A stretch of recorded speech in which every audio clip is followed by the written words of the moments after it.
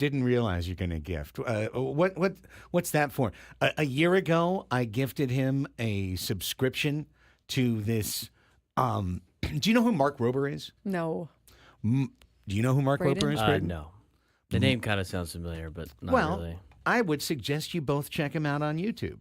Mark Rober is this really fun YouTube guy who does science in a way that's extremely entertaining. Oh, that's cool. Yeah, and his video, he has videos that have tens of millions of plays. He's got a zillion subscribers. He has 61 million followers or subscribers. Exactly. What a niche. That's a great niche. It's an incredible Yeah. niche. And it really is finding ways to create stuff that's scientific and fun. He's a former NASA engineer. He is a former NASA engineer. And he does engineering projects and STEM projects that have really cool conclusions. Like he had one of dropping an egg from like basically so high up in the air and seeing if you could do it without it breaking. There was one of his famous ones was he had a squirrel that kept breaking into his backyard, and so he created a squirrel run, like a series of an obstacle course that the squirrel would have to get through with a walnut reward at the end to see how smart a squirrel could be to overcome all these various squirrel-targeted obstacles. Anyways, he's got a ton of these things, and he also has this monthly subscription called Crunch Labs that will send a little build-it-yourself project to the house every month. Yeah, and a year ago, and James was watching a lot of Mark Rober, I got him that as a subscription.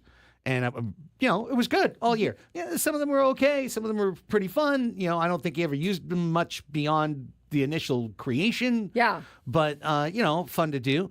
And then I think I got an email a week ago like, hey, congrats on your resubscription. That happens to me to all the time.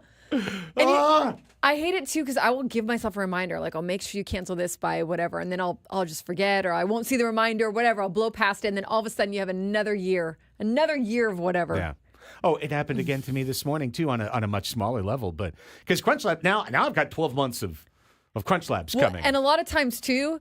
You have, you get in on the discounted rate, and then when they re-up you, like you're no longer discounted. You're on the full rate. But at least you're going to get the box, I guess. But does he use it anymore? Well, I mean, it's each month a new thing. Right, so, but like, will he look at it, or is he just like totally over like it? the latest one will stick around the living room for a while. Eventually, they'll find their way to the recycle bin, But they're all made of recyclable stuff anyway, so, so it's good. It's an educational gift. It is. It's still good. I'm not too mad about it re-upping. The one I'm mad about this morning, I got the PayPal thing in my phone, just bink. Hey, congratulations, you're re-upped on JibJab. I think like 8 years ago, we did a damn JibJab. Maybe 9 years ago. I'm not even kidding. I'd have to find out what year it was that we did a gosh darn JibJab. I used to get JibJabs, like you said, like it was like 10 years ago that you got him all the time. It was very popular for like 2 years, and then it was... Right. And then not? And then it was. You got like 21 year, and then they phased out. But this is my annual morning of going, damn it, why am I still subscribed to this? I haven't even used it once. I think my JibJab has been worth like $200 for them at this point. Yes. Do you and your family, and does Braden's family, do you guys do the Christmas card photo thing that you send out to all your friends? You know what I'm talking about. I do, absolutely. Sometimes. Depends if my mom gets it in time or not. Did you do it this year? I think she did, yeah. But like, are you in it? Like, how do you know what photo she's using? You didn't take a special photo? In our family group chat, she'll throw photos in there, and she'll be like, which ones do you like? And then everybody will input their own photos that they would want. I was like, all right. So I just make sure I look good in the photos that they like, and then I go, thumbs up. Okay, so it doesn't have to be a full, like, we're going to go do a photo shoot of the family all together. We only do that every once in a while. Right. Like Which is smart. Like a couple times we've done like some family portraits. Like when I was going to college, we did one. And then, my grandfather was getting really old, like a year or two before he ended up dying. We did like a whole family one with everybody in the family. So like my mom will try to do a family portrait once every couple of years. She had been doing that actually as like a real estate thing, like for client appreciation. So like for her clients that she's helped out, she would put one on at Old Poway Park, like the Saturday of Thanksgiving weekend, and she'd like hire a photographer, and then she would, you there'd be like snacks and stuff like that at the That's old Poway nice. Park, and then you can go do family portraits around old Poway Park. And so a bunch of people got their Christmas cards done like that. We haven't done that in I think 2 years, but it just depends what kind of year it was, right? Like if we were traveling or doing a bunch of stuff and we don't have time, some of the pictures that we took throughout the travels are going to be on that card. If it wasn't as busy of a year, then we would do like a portrait if we had time. Yeah. That makes a lot of sense. And you bringing this up, it occurs to me that we haven't done exactly what you said, which is something we've done almost every year, the family portrait shoot, going out. You know, like my wife has somebody she works with at the district who is also a photographer as kind of a hobby. And we'd always go out to, you know, one of the random parks around East County, something natural, bring the dog out, etc. We've done that so many years, but on this year's Christmas card, which, yes, we do have the family Christmas card, and there's the whole thing of... That's nice. Well, yeah, but like, you know, what do you write? And, you know, when the kid's growing up, it always feels like some kid report, and then there's not the economy of it, but, you know, like, who sends you cards? Who do you send cards to? Oh, they're sending you a card, so you better send them a card. You know, that whole element of it. And then what do you write? And I never liked the super braggadocious, you know, what a year for the Elsten family with bingin, bongin, boongin. So, you know, try to keep it on the humble tip. But I'm pretty sure this year we used photos from the trip to Lassen. Yeah. Oh, that's nice. Yeah, as opposed to, well, obviously, as opposed to action shoot, because we haven't shots. taken a shoot. Yeah. Thanks to the iPhone. That's our shots for this year is me holding up the phone, I think, pretty much. Nice. But yeah, we sent it out. In fact, Mitzi was mad last night because her Christmas cards were trapped in the office, and I was doing hot tub podcasting, and she was like, I came out, she's like, you're finally out of there 2 hours later. I'm like, well, yeah, we did 2 shows, you know. I was gonna do well, just come on in, you know. Come grab the cards. Well, she wasn't gonna walk into the studio and grab the cards, but I always picture you in a hot tub. Like she's got to walk into the bathtub or something. I'm in my dreams, Annie. I got no hot tub. I wish I had a hot tub. I would be in the hot tub if I had a hot tub. Do you like hot tub? I love a hot tub. I love a hot tub, but I don't really love like a... I don't really go into hot tubs unless they're like at someone's house anymore. Do you? I guess if I was at a hotel, I would. If I was like...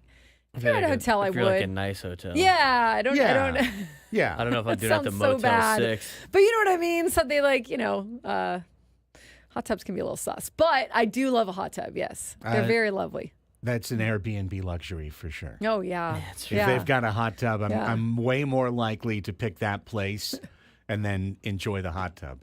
I made that mistake in the summer when we stayed in Reading for the Lassen trip because I didn't realize that it was 118 degrees outside in Reading. Yeah. So hot tub loses its value when the actual water temperature is below the air temperature. That's my favorite time, though. I love going in a hot tub when it's freezing outside, you know? Perfect. Right. Yeah. Not when it's scalding outside. Oh, okay. I see Yeah, when it's 118 degrees outside, then getting in the hot tub just seems like being in the boiling pot, basically. Yeah, okay. It's not as refreshing. Right.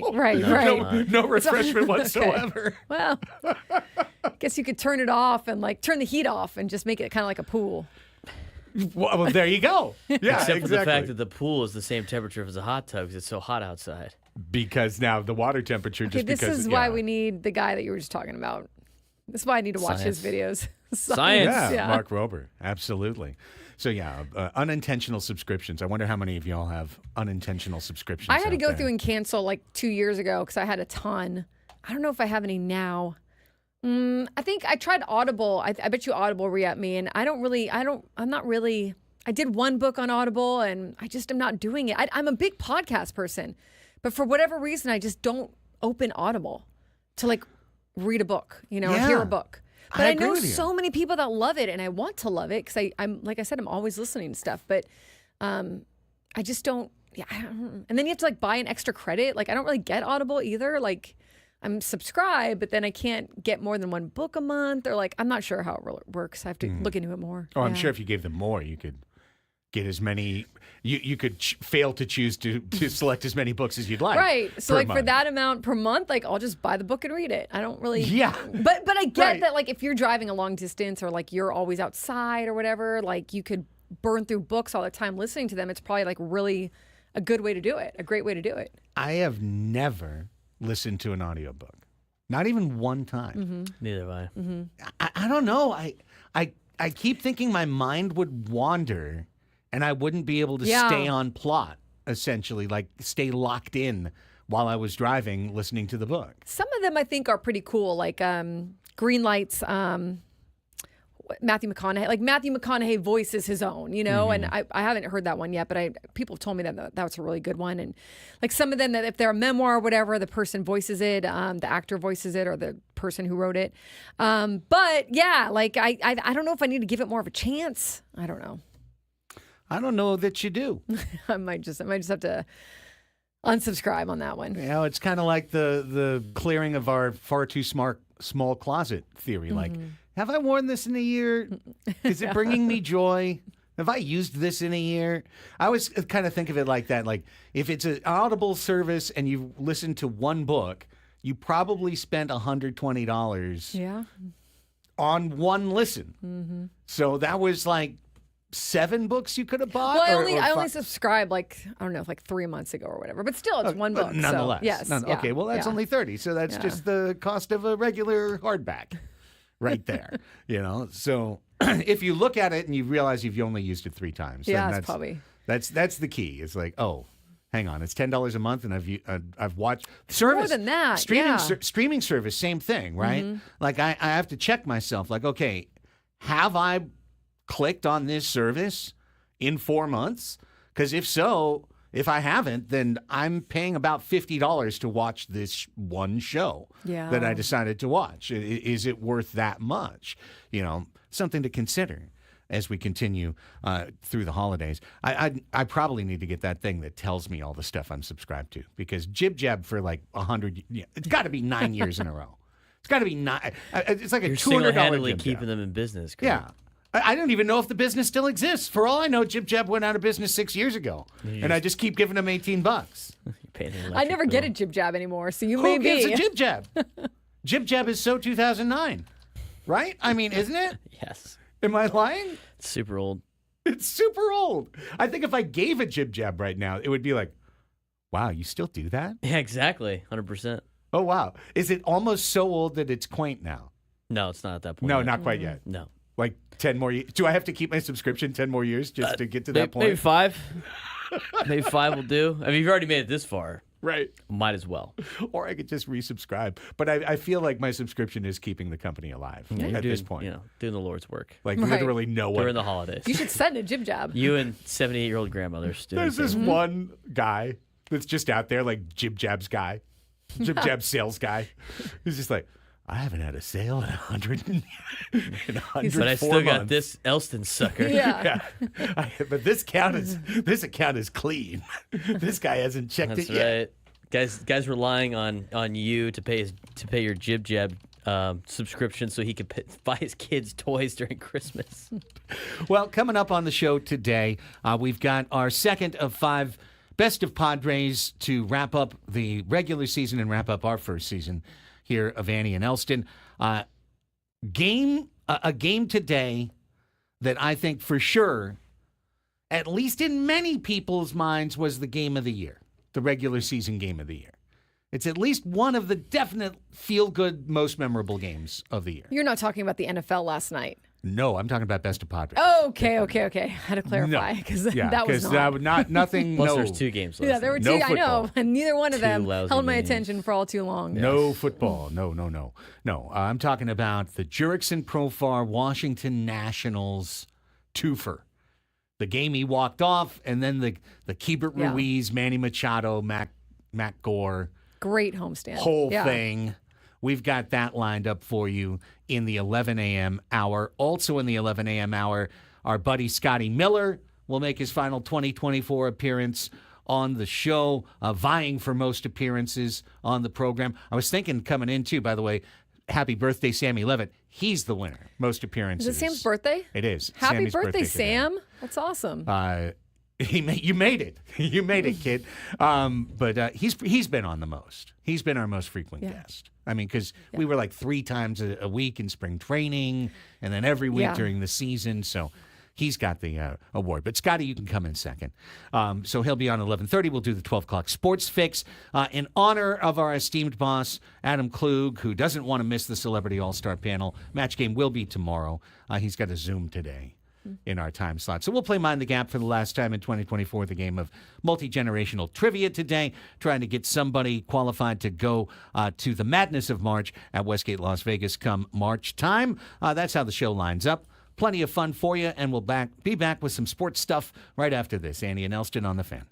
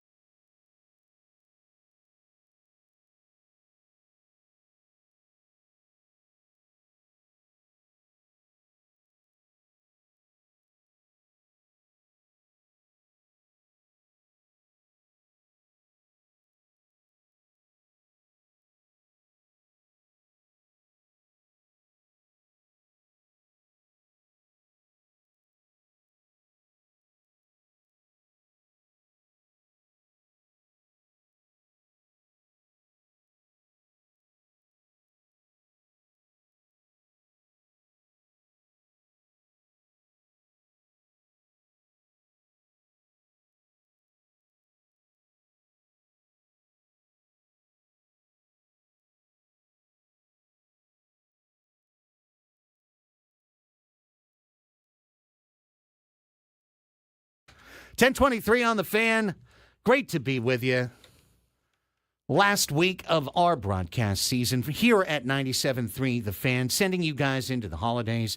Looking forward to it. We'll be off next week for Christmas. We'll be off the week after for New Year's, and we'll be back January 6th, with a whole new year of Annie and Elsten. I heard we've got like new banners and such. Did you see that email from I saw Adam? that email, Yeah, I yeah. uploaded that already in our stuff. I was Excited. going to use it, and then they're like, you can't use it to the new year. I'm like, okay. Sounds good. That's fine. New imaging, new fun, new season of Padres baseball, Yeah. all kinds of things to come. Can't wait for it all. In terms of the sports news from yesterday, it pretty much, all of it fits into maybe a segment of Sports Talk Radio. So we'll traipse through a couple of things. If you're a baseball fan, and of course we've always been a very baseball-forward show, the Orioles signed the veteran right-hander Sagano out of Japan, 35 years old. He's been there so long that there's no posting fee, there's no club attachment. He's a free agent, just like Martin Perez is a free agent. And they signed him to a one-year, $13 million deal. He struck out like 100 batters in 180 innings last year. He's not a strikeout guy, so you really wonder, coming to modern baseball, American League East, from Japan, is he going to be more than a back of the rotation filler, or a guy who won the Japanese Cy Young Award twice? Right. Pitched to an ERA way below 2 this year. Is he going to be a successful lead guy in a rotation? I would lean more toward the former than the latter. I think strikeout stuff matters so much in big league baseball. And who knows? Shota Imanaga came over. They said similar things about him, although he was about 3-4 years younger. And he was super good for the Cubs this year. So chance for first-year success, and the Orioles buying on the cheap. My takeaway, though, is this shouldn't shut down the idea of a Baltimore-San Diego link-up at all if the Padres are still thinking about, I know they're thinking about it, moving Dylan Cease. I still think it's a great fit because Sagano doesn't fit the top of your rotation in a Corbin Burns slot, but Dylan Cease could. Yeah. Sagano's a heavy ground ball pitcher. Like you said, 35 years old, or that 35, right? Yeah. And he was posted back, I think it was 2020, never signed, returned to the Giants, and continued to perform pretty well. Like, he's a good pitcher. How he's going to do in the States is yet to be determined, as it always is. Like, how is that acclimation process? And when you're facing big league hitters stateside, what does that look like? How can they catch up to you? But he's kind of like on that same level from what I've heard as a Roki Sasaki, except his age is obviously so much more different than Roki Sasaki. So you're really kind of taking a flyer, I think. And I feel like he would be also a back of the rotation pitcher. If he works out, like, you really got yourself kind of a diamond in the rough, a good pitcher who other teams have probably passed on, and you were able to secure a deal with or get, for that, what is it, $13 million? Yeah, 1 year, $13 million. But it's like 50-50, I think. Kind of the jury's out on how he's going to be. I don't think it precludes them. I don't think it inhibits them from making a deal for Dylan Cease. Maybe it depends on what AJ's asking for in return. And in my opinion, I think that waiting here is probably better for both sides because they're both going to try to gain leverage by waiting. How desperate will the Orioles need pitching? And for AJ Preller, maybe he's asking for the world, and maybe they're hoping that he'll come down a little bit as it gets closer, but we'll see. I think we were learning the free agent market is shaped in a form where top starting pitching is worth well over $30 million average annual value, or at least very close to $30 million average annual value. Mid-tier pitching, Luis Severino style, and I think Manaea will slot in here as well, is in the 20s, like $23, $24 million. Back of the rotation, Frankie Montas, Alex Cobb, the kid Boyd who signed in Chicago. That's really kind of slotting in at $13 to $15 million if you want a back of the rotation guy. Alex Cobb was terrible last year. I mean, really not very good, and he signed for $15 million.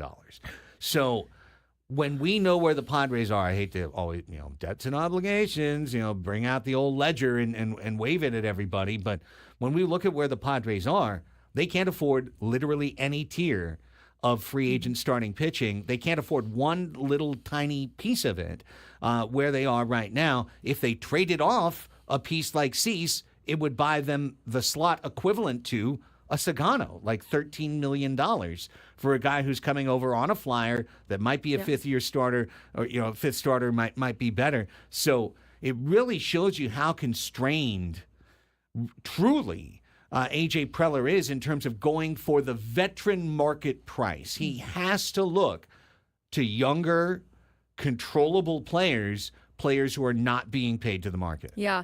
And for the Orioles, I mean, they can't afford a ton of mistakes. Their payroll is estimated to be around $110 million.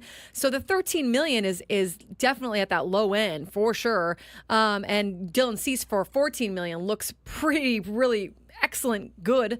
But for the Orioles, like, you have to, you've got to be able to sort of figure some of this out and not make too many. They're not like the Dodgers where $13 million is like, you could be gone in a month and they're not really going to bat an eye, right? So I think that it's kind of interesting because their rotation could still use a Dylan Cease, no doubt about it. I mean, it's not like their rotation is locked down right now or has the pieces that they would hope for their club and what the Orioles are typically wanting. It's interesting too because they're moving the left field wall, so Camden Yards is going to be less pitcher friendly. Like I said, Sagano is mostly a heavy ground ball pitcher for at least for most of his career. But yeah, you're going to need, you'd think, to fortify that Orioles rotation a little bit more. Yeah, there's still a match to be made there. The Red Sox are still looking at the top of their rotation. And if the Padres are going to make a move, I would certainly hope it would be with an American League club. You don't want to be trading Cease within the National League if you don't have to, because that would be by definition to a team that you're trying to beat. So that's what you don't want. And everyone's been coming to the National League. I mean, the National League is once again looking very, very dominant, at least early on in this offseason. It really is. And you can look at that as despair, or you can say, you know what? One of the reasons it's really good is because the Padres are in it. Mm-hmm. Yeah. They're one of the good teams. They're part of the teams, right? Yeah, they're one of the good teams in the league that other teams are trying to catch up to. The Cubs are trying to catch up to our level. The Reds are trying to catch up to our level. It's a fun race, but boy, it'd be cool if we, did something. But honestly, I'll just keep saying it. I don't think we do anything till January 15th.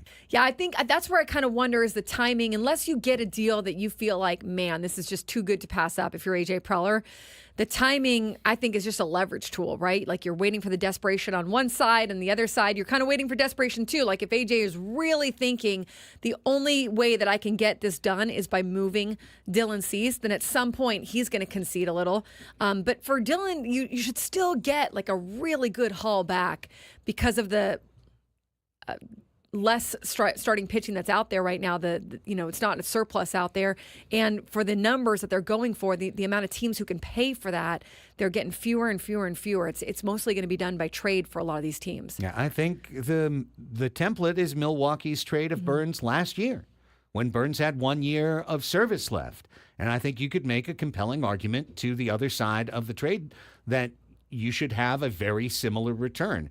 And the Brewers got an everyday starter in Ortiz as their third baseman. If the Padres could get a Heston Kjerstad from the Orioles to become an everyday left fielder for this team, a left-handed swinger, projects for power, good speed in the outfield, has a chance to be maybe a regular part of the middle of your order, and then you got a young starter or a capable arm coming back, somebody that could fill in your rotation, combined with a Sasaki, you could feel like your team improved, or at least was able to rebuff the losses of people like Cease and Profar coming off the roster. That's my biggest thing is, I get a little bit angry at myself because I talk about it so simply. Well, just trade Dylan Cease, as if that's not going to create a bigger hole in their rotation that is really going to need filling and is going to be a pitcher that has done really well for them and you're not just filling on the talent side. You're filling on a guy who's in his walk year,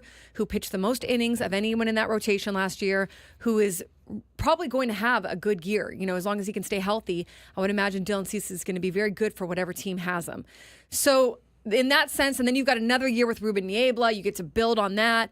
In that sense, I'm like, if they don't trade Dylan Cease, it's not the worst thing in the world. I just don't know how they can achieve their goal of lowering the payroll below that $200 million or whatever threshold that they've decided. a little bit above that 169 that they had last year, but they've also got all those increases to contracts that are already built in. I don't know how they can achieve that goal and still fill in the rest of their roster without trading someone. So I think that's why we talk about it so much. It just doesn't seem likely that they can do it any other way. But if you did, and I mean, if you kept Dylan Cease and you weren't in it at the trade deadline, or I think you have to take a real honest look at yourself at the trade deadline, because that's where it's like, if you do want to get something back for him, he's going to walk after this year. You do want to be able to get something in return if that's the case and you're not in it. And just to quickly answer Thon's question in the chat about, well, what about King? King is less expensive than Cease, an equal distance to free agency, but just from the stuff that's been reported so far, feels like a player more amenable to a potential extension than Dylan, who obviously is going to market. He's a Scott Boras pitcher who has looked around and seen what's going on. He'd be a fool to do anything but to go to market. Mm-hmm. And he wouldn't be employing Boras if he wasn't going to market. So he's gone. He's gone. The Padres can either get a qualifying offer attached to him and pick up a draft pick, or they can trade him and recoup far more value in terms of it within the market, but it comes at the expense of losing the electric right arm of Dylan Cease. Mm-hmm. There's no question about that. Can you replace him? Is Sasaki coming? This is why nothing's going to happen till January 15th. How could you pull the trigger on a Cease deal before you know where you stand on Sasaki? You might. I mean, that's what I was wondering, but you might have to. I mean, maybe that is something that they think has to be done regardless of Sasaki. Whether Sasaki comes or doesn't, they're going to have to figure it out some other way, or maybe they've got real belief and faith in some of their other options that they feel like they're going to make it work somehow, one way or another. I agree. I don't know how you do that, but I can't rule it out for them that they would get it done before Sasaki. Yeah. And, hey, don't forget about Matt Waldron. He's still in this system. He's got 5 years left. And he pitched pretty darn well for the Padres for well over half the season before it fell off. There's no reason not to think that the first 2/3 of the year is what he is, as opposed to the very end and saying, oh, well, when he fell apart at the end, that's all he'll ever be. I just don't think that's the right way to look. So I think Waldron's a guy that can step back in and provide value for this team in the rotation. Let's take a break. It's 10:35. When we come back on the show, we'll get into some basketball. Huge game for UCSD coming up. Plus, I have a simple question, and seeing as we've only got a couple of days left before we're going to shut down and I think I'm going to make this decision over the break.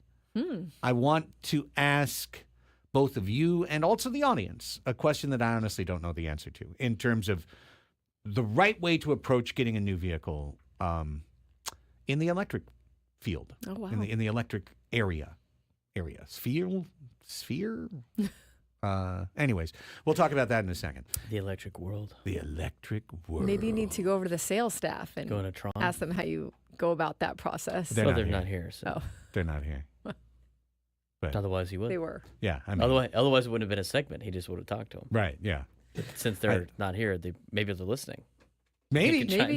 Yeah, maybe they'll call in. I mean, I'm gonna phone lines are open. I'm gonna find the jingler. I'm gonna open up the lines. So yeah, Annie and Elsten, we're back with that next on The Fan.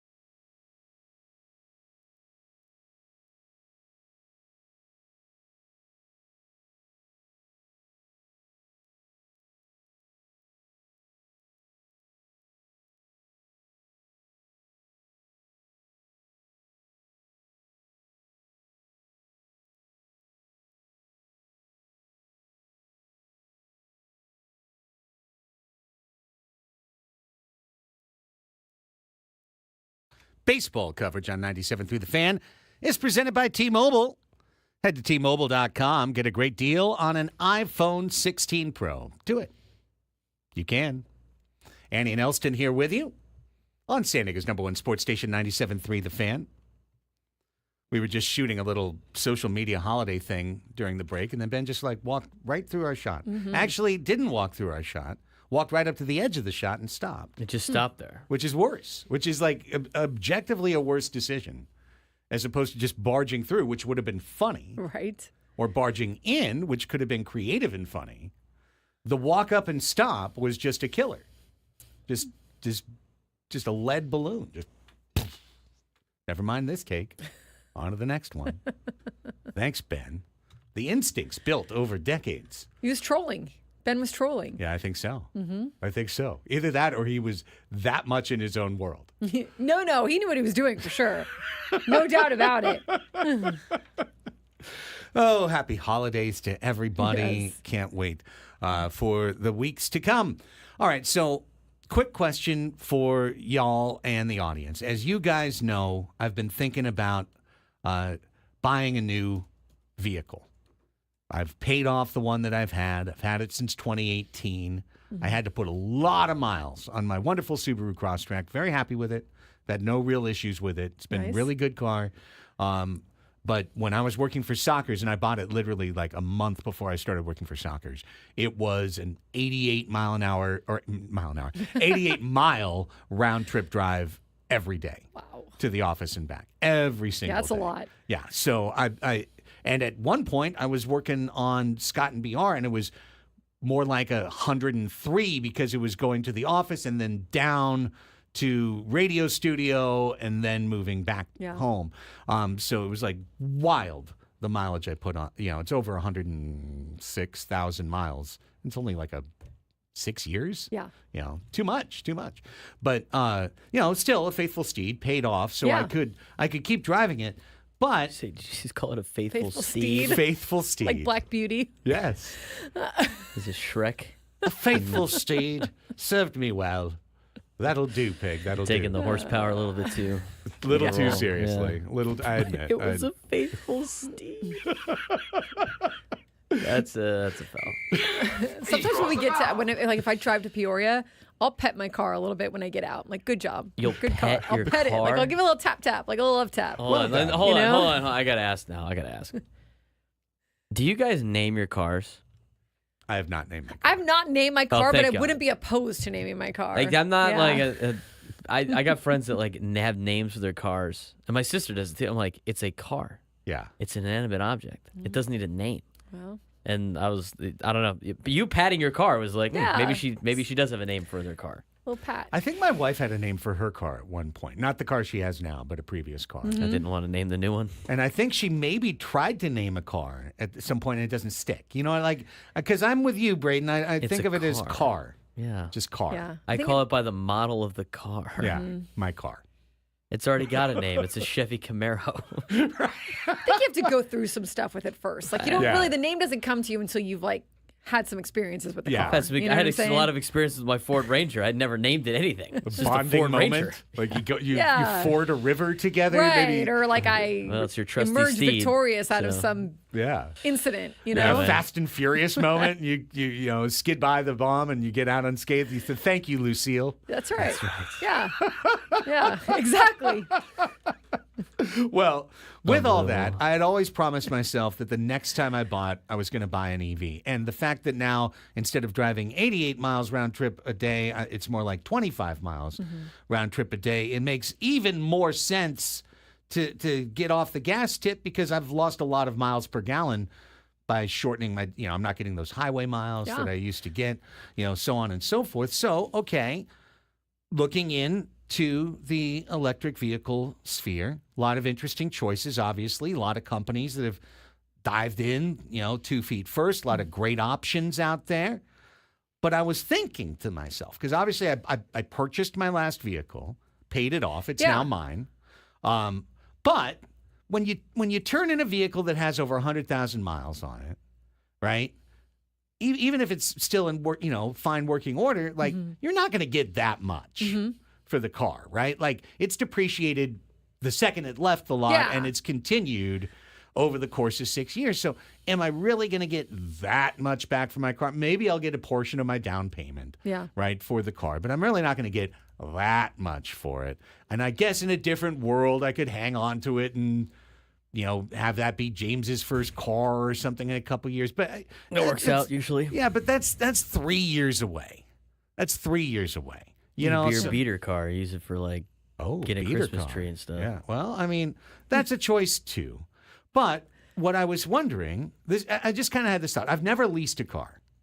I know many people in radio that used to get leases, through their radio deal. And listen, if anyone in our esteemed sales crew is listening and would like to get me a lease, and take care of that, we'll just knock that out, and then the decision-making process is over, and I won't think again. with your blessing, I won't think again. But what I was thinking was, here's Chris. Here's my advice: don't get one. Got it? Yeah, you work on cars for a living, right? Yeah, terrible for your business. I understand. Heard and understood. Wouldn't it make more sense to lease because thinking about resale down the road, I feel like EV technology is rapidly improving to the point that what I get this year would be significantly different from an EV 3 years ago, right? Which then stands to figure means that the EV 3 years from now would probably be significantly more advanced than the one I have today, and therefore the whole resale market situation could be significantly different to the point that maybe just the leasing and then jumping in, to the next lease, to the next car could make more sense. And I honestly don't know the answer to this. I've only bought in the past, and I don't know. I really don't know. I don't know. I'm the wrong person for this. I've bought same. All right. I've done both. It just depends. Like if you want a new car every three years, because you lease, some people you're it not. Works out really well. Yeah, right. like my mom leases her cars all the time because she just wants a new car every 3 years, and the only thing you don't get back is the down payment, right? And the only reason why you put down a bigger down payment is just to have the monthly payments less, which from a financial perspective, that's not like the best idea. But if you want a new car every 3 months and don't have to worry about it, you just turn it back in and get a new one. Yeah. You don't have to worry about maintenance and stuff like that. That's definitely the way to go. I've been told to do that with any type of German cars because after about 3 years, they start getting way too expensive to fix. But I bought my Camaro. I leased it first and then ended up buying it because I wanted to keep it. So I've done both. For leasing, it's just because it's like, I want a new car in 3 years. When you buy it, you're like, I like this car. I can hang with it for a little bit longer. But again, all the problems are like you have to pay to fix it. Because after the lease is up, it's when like all of a sudden, there's stuff that you got to fix mileage. Don't some leases come with that, like a mileage restriction or a mileage? Yeah, they all have mileage. Yeah, you could. So I guess you got to think about that if you're going to take it somewhere. Like I was doing like 12,000 a year or whatever like that. Well, what I paid for. Totally, because the last time I was at this decision point, I knew I was about to take this job that was all the way up in Carlsbad. Yeah, and so I knew that. You're going to go over the mileage. Yeah, if it was $15,000 a year, it'd be like, forget about it. But I know a lot of people who lease and they really like it. But they get all the new technology, everything. Every 3 years. I was going to say about buying my car. I forgot what I was going to say. Oh, the other thing too, like for some reason, this never happens, but I ended up buying my car because what I owed on it after the lease was like way less than what it was worth. It appreciated. Oh, really? Because of the fact that they weren't making Camaros anymore and people wanted them and there was a shortage and stuff like that. So like it went up in value. And Bob Stahl was like, I can't believe we're letting you walk off this lot with that car for that price. Wow. They said, you could bring it back tomorrow and make a $10,000 profit. And I was like, oh, I'm just going to keep the car. Truly a bitchin' Camaro. True. Yeah, it was. But it was circumstance of coming out of COVID and they're not making them anymore. Yeah. And it's kind of a little bit like, people like that car, want to collect it. And if they do make it again, it might just be all electric and mine's a gas. Collectors are super into that stuff. So, well, you heard the jingle of the dingle. So at 833-288-093, if you'd like to give a call with a piece of advice in terms of this, should I lease an EV or should I get a new one? Is my thinking crazy, or is there logic to it? Because I've had crazy thoughts before that were just built on something substantively wrong, and you could tell me, no, that's completely wrong. You need to buy. Jamie in San Ysidro called in. I don't even know if it was about this, but hi, Jamie. Do you have anything for me? Yeah, it's about that. All right. So I recently bought a brand new car in July, and I've never leased before, but I got a hybrid, which I would highly recommend. I wouldn't recommend all electric. Not yet. You don't get quite the mileage you should. But the hybrid, I get 450 miles. To fill my tank only costs $50. If you fully charge the battery, you get a long distance. And I did lease it with the option to buy later, obviously. I don't know if I will. Like you said, the advancements are getting better and better. So I kind of plan on buying it, but that's a decision you can make later on. Okay, so when you say the hybrid, my understanding is, right, and again, I know hybrids have been around a while, but I'm going to be dumb to play dumb. The electric kicks in for a certain amount of distance, and then the gas engine kicks in? So the vehicle I bought, I have the option. Got it. So you can charge the battery while you're driving. This vehicle charges the battery while you drive or while you sit, or you can plug it in to charge it. And it'll be gas for as long as you want. You can go straight to EV. And when you're taking off, it uses gas and electric, so you have a little more power, which is why I like the hybrid. You can use both. And mine actually has 2 batteries, plus the electric gas, or plus the fuel. Yeah, yeah. But you don't have to fill up your tank every week. No, I fill it up every 2.5 weeks. Okay. My wife drives it to work all the time, every day, and it's like $50 to fill it up at Costco. Yeah, well, I mean, that's where I'm going too, so.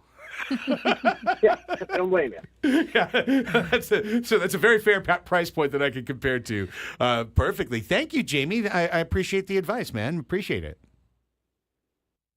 Hey, look. Our buddy, the champion, Dexter's calling in. Hi, Dexter. Stay on hold a second. I'm going to put you on right after the break, okay? Thanks. Because I just looked up, and you're going to get played off by the music in like 5, 4, 3, 2, 1 here. So Dexter's going to have to wait. No, Dexter, just hang on during the break. I'll take your call when we come back. We've got some Best of Padres still to come. Some of the highlights that we've wanted to play since we came up with the concept of the segment. That's still to come next hour. Scotty Miller, still to come next hour. Yes.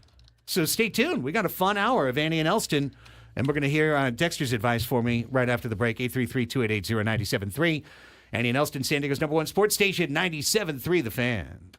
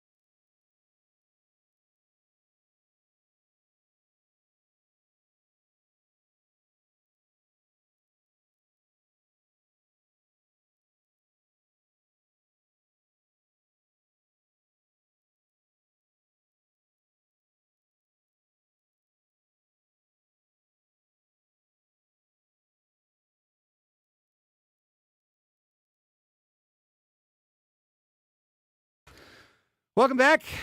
It's 11 o'clock on the Fan. Andy and Elsten back with you. Looking forward to Best of Padres coming up in this hour. Scotty Miller coming up in this hour as well. Andy Halbern, Craig Elsten, Braden Soprenet with you on 97.3 FM radio, coming at you the old-fashioned way into your cars, whether they're electric or gas or anything in between. We are coming to you on the Odyssey app, AUDACY, free to download, free to use, streaming worldwide. I don't know if that's technically correct. I mean, in Azerbaijan, can you still use Odyssey? What about in Kazakhstan? What about in Scrabistan? Does the Odyssey app work in Scrabistan? The Odyssey app it only plays Scraby shows on loop over the loudspeakers throughout the town. You know, like a communist country. Exactly. It's just propaganda from There's a pickup Scraby. truck just driving down the street. And it's only his daily gripe. It's just my on daily loop. gripe again. It's just on loop. Tired of these big pickup trucks going through the streets. Well, that was you, High Chancellor Scraby, who said, Yes, that would be the life of Scrabistan. That makes sense. And we're a podcast coming to you in your podcast catcher wherever it is, divvied up hour by hour and in the full show. We, last but not least, are a YouTube program every single day. Check us out on 97.3, the Fans page on YouTube. Find it, click it, like it, thumbs up. Give us that old thumbs up when you're there. Appreciate you. Share, subscribe, do all those things. Yes. They all help. They all help. We appreciate you, and we thank you for your support over the course of the year. Okay, I asked a question in the last segment. We got a couple of calls. You opened the phone lines. I did. 833-288-0973. I really missed the Bo. The Bo was so much easier, and now it's just hello. So here's Dexter in Spring Valley, previous champion, already qualified for this month's drawing. Dexter is joining us, Mind the Gap champion Dexter joining us here on 97.3 The Fan. Hi, Dexter. Good morning. Hey, okay, so I, as a former licensed car salesman, you gave me the opportunity to kind of pare it down to more like simple questions to throw at you. Okay. With regards to like if you're considering getting an EV. Number one, and then also the whole lease versus own thing. Okay.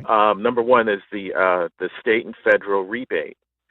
If you own the vehicle, I know that you qualify, but do you still get it if you lease the vehicle? That's Great question. You have to research. Great question. Don't know. You have to research. Okay. The second thing is, and this is a more pragmatic one, is the installation of the home charger for the vehicle, because that's an additional cost. That doesn't come with the car. You have to pay extra for that. Right. Okay.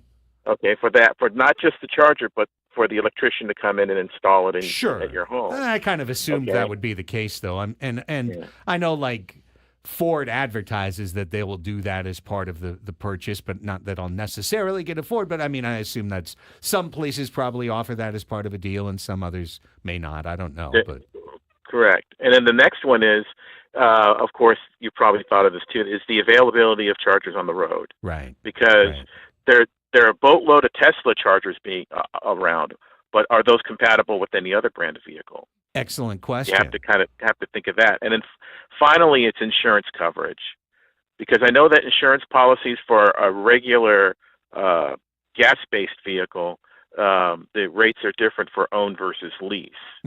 Okay, because I know that if you own the vehicle, your rates are going to be significantly lower than a lease, because basically a lease is an extended rental. Right. So these are all factors you have to recommend, or I mean, have to take into consideration when you're purchasing the vehicle. And then, like you said, there are all kinds of different brands. I mean, when people think of EVs, they think of Tesla, but Honda has the Prologue. That's an all electric. And then later in the year, they're going to have the new electric Prelude that's going to be coming out. Prologue, Prelude. Are we going to stay? When are we going to get to the main event? and then all the other brands like Hyundai, they have like at least 3 or 4 different electric vehicles. Chevy has like half. I think Chevrolet's trying to go all electric. I mean, Cadillac has the Lyriq. So it's like it depends on what your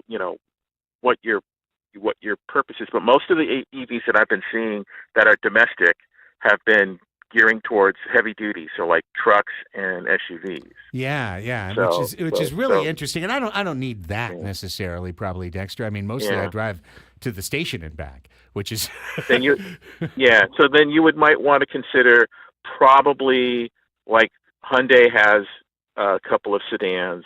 Honda, of course, they have their electric vehicles. I mean, I would go with like an import brand because the domestics are going SUVs.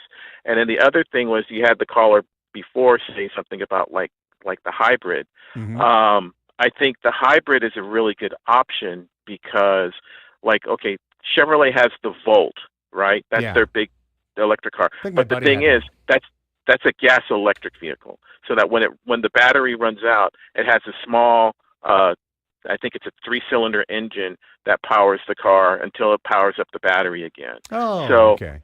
so if you're going to get a vehicle, I would recommend a hybrid because, and it doesn't have to be a Prius per se, because there's a lot of different brands have hybrids now, and you can get you have the choice of either plug-in hybrid, which is what that gentleman was talking about, where you plug it into the house, or you just get a regular hybrid, and the car will automatically, It charges as it drives. based on charges itself, and you can program it and stuff. And with an EV and a hybrid, you automatically qualify.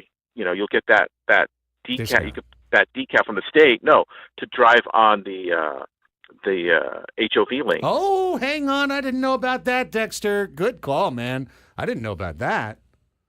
Oh, that's a little value added right there. It's a little value add. All right, well, I'm thinking hybrid. I appreciate everyone calling. Clay is called in too. I guess we'll take this call, make this segment that, and then we'll do best of next segment. Just to keep, because I want to maintain clock integrity. Could that be my New Year's resolution? Clock integrity New Year's resolution? It should be all of ours. For 2025. I'm going to try so much harder. The podcast mentality infiltrates me all the time of like, hey, you get into an involved conversation, you stay with it until it's done. You know what I mean? Yes. But anyways, that's not the way radio works. It's a good reminder. 833-288-0973. Here's Clay. Hi, Clay. Craig, how are you, man? Great. Thanks for calling. Excellent. I got to weigh in on this because I was in your shoes about this time last year, and I pulled the trigger. So I got my first EV in February, and like you, I had the same concerns. Not necessarily like, oh, shoot, am I going to be left in the dark ages with EV advancement? But for me, it was EV resale market. And I don't want to get stuck with this thing if all of a sudden new generations are miles. So I leased. I did a 3-year lease, and I think I got the lowest mileage allotment, which was 10,000 miles a year, because I go to Mission Valley to Escondido like 2 to 3 times a week, and this is my commuter car. Yeah. Super happy with the decision, and Dexter took the wind right out of my sails. The HOV pass. So the best $22 I've spent in my life gets me 2 years of HOV access with my vehicle. Wow. Jeez. 2 years. That's good. I know. That's a deal. That, and so I went straight electric, my friend, to not have to worry about squeezing in a gas station trip before you have to be to the office or fight the lines after work. I plug my car in, and when I plug it in, I can tell it when to charge. My friend told me that, SDG&E, SDG&E has the cheapest rates from midnight to 6. And I can go from empty, like 10% battery life, to 90% battery life within that 6-hour window while I'm sleeping. I do nothing. And it's a dream come true. Honestly, it's great. That is great stuff, Clay, man. I really appreciate it. And it is definitely steering me in the right direction. I mean, I see the argument for the hybrid as well, for the time that you're going to make the trip up to Long Beach or, potentially a longer deal. But when we go on the family vacation, we always rent a car.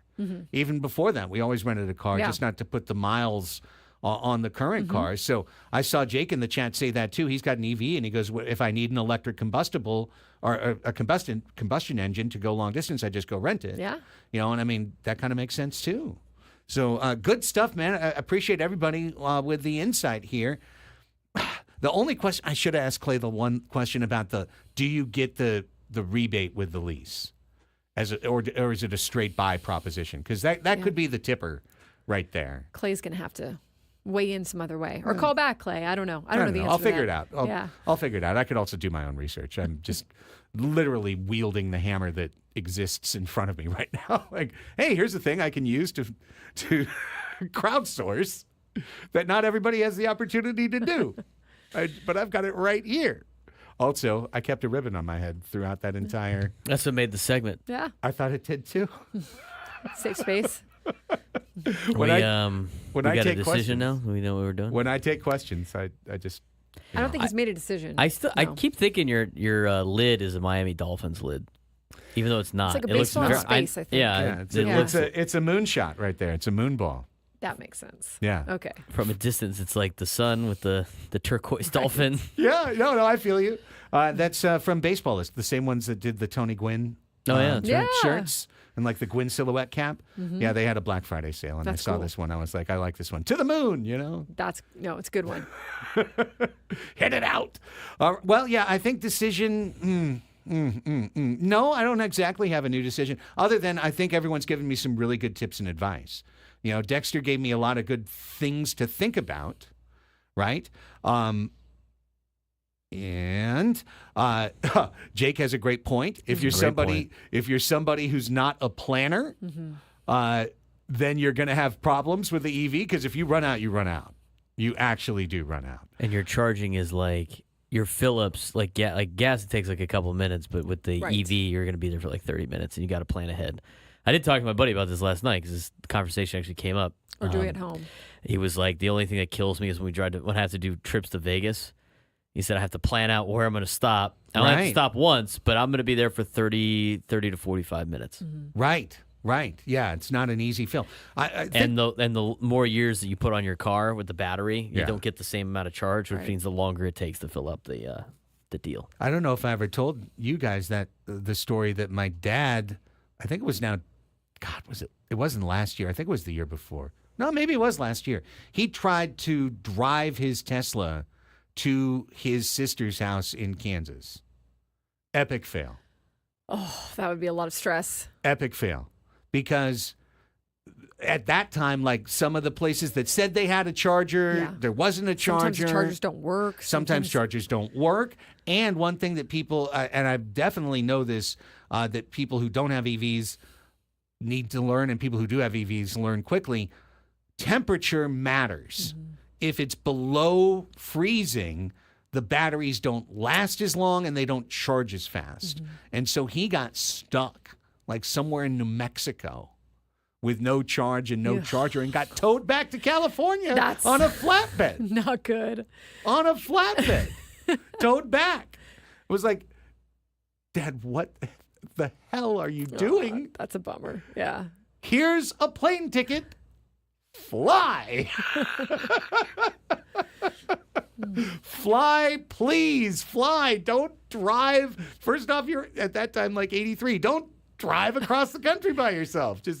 You did that when you were a kid. It's cool. Not now. Is he afraid to fly? Like my mom is afraid to fly. No, he's not afraid to fly.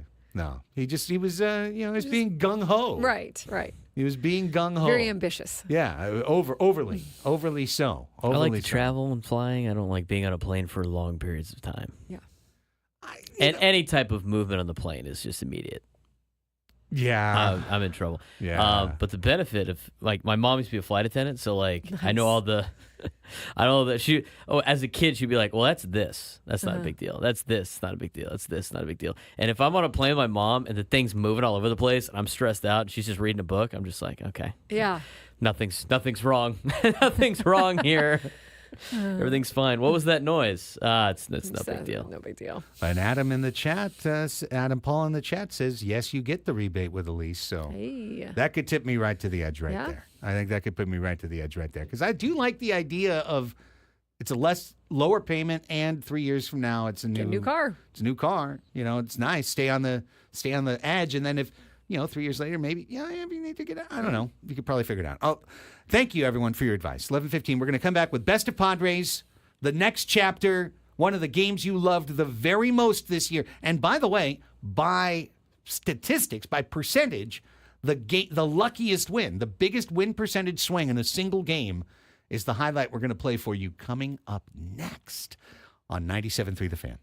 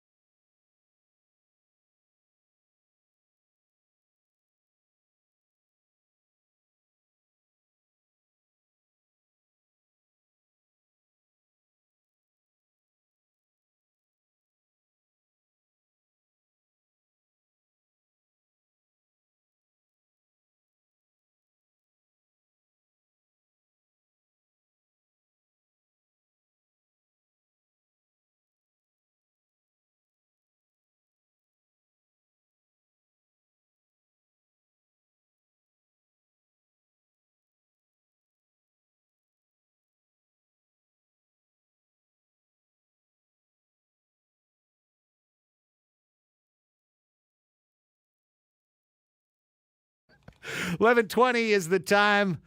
Don't let AI dictate your fantasy lineup. That would be negligence on your part. Instead, you should listen to the Sleeper King podcast, giving you all the fantasy insight you need in just 20 minutes every day. Every league has a Sleeper King. It should be you. Follow the Sleeper King on the free Odyssey app or wherever you get your podcast. I'm assuming for most fantasy football, they are into the playoffs now, right? Yeah, this was week 1 of the playoffs. Yeah. Ooh, how are you doing there?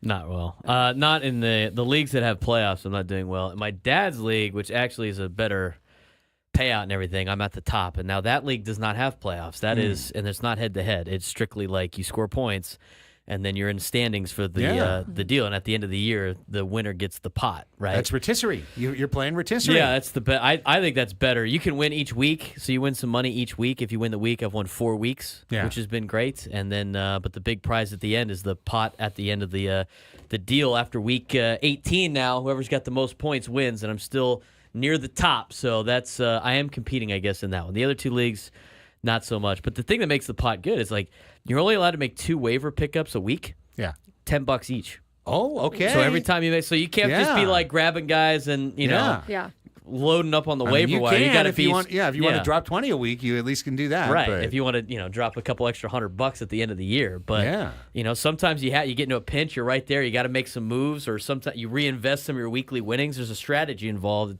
You have to look at it as like, well, this guy's going to be very good this week, but I don't know if he's going to be good at the end of the season. Is he worth $10? Right. And the answer is probably not. So in that type of league, yes. In the playoff head-to-head league, no. But I think head-to-head's stupid, in my opinion. Fair enough. To each their own. To each their own. We switched our NBA league from rotisserie to head-to-head this year, and we lost one guy, and everyone else absolutely loves it and thinks it's way better. Guess who the one guy was? The guy who won the league the last 3 years. It's like I'm going to another league. He liked it where he had the hammer lock on all of us. He's like, wait, head-to-head, this adds a little bit more randomness into it. I don't like it. I liked it when I dominated you. Like when you score the most points in fantasy, you should be able to win. Right. That was, by the way, I'll just go ahead and name check him, multiple-time guest on the show, John Percoda. Oh, okay. From the Pods Above Replacement show. He was the absolute dominator of our NBA league. Then I'm like, just so that everyone has fun and doesn't give up in December after you're in first place forevermore, what if we go head-to-head?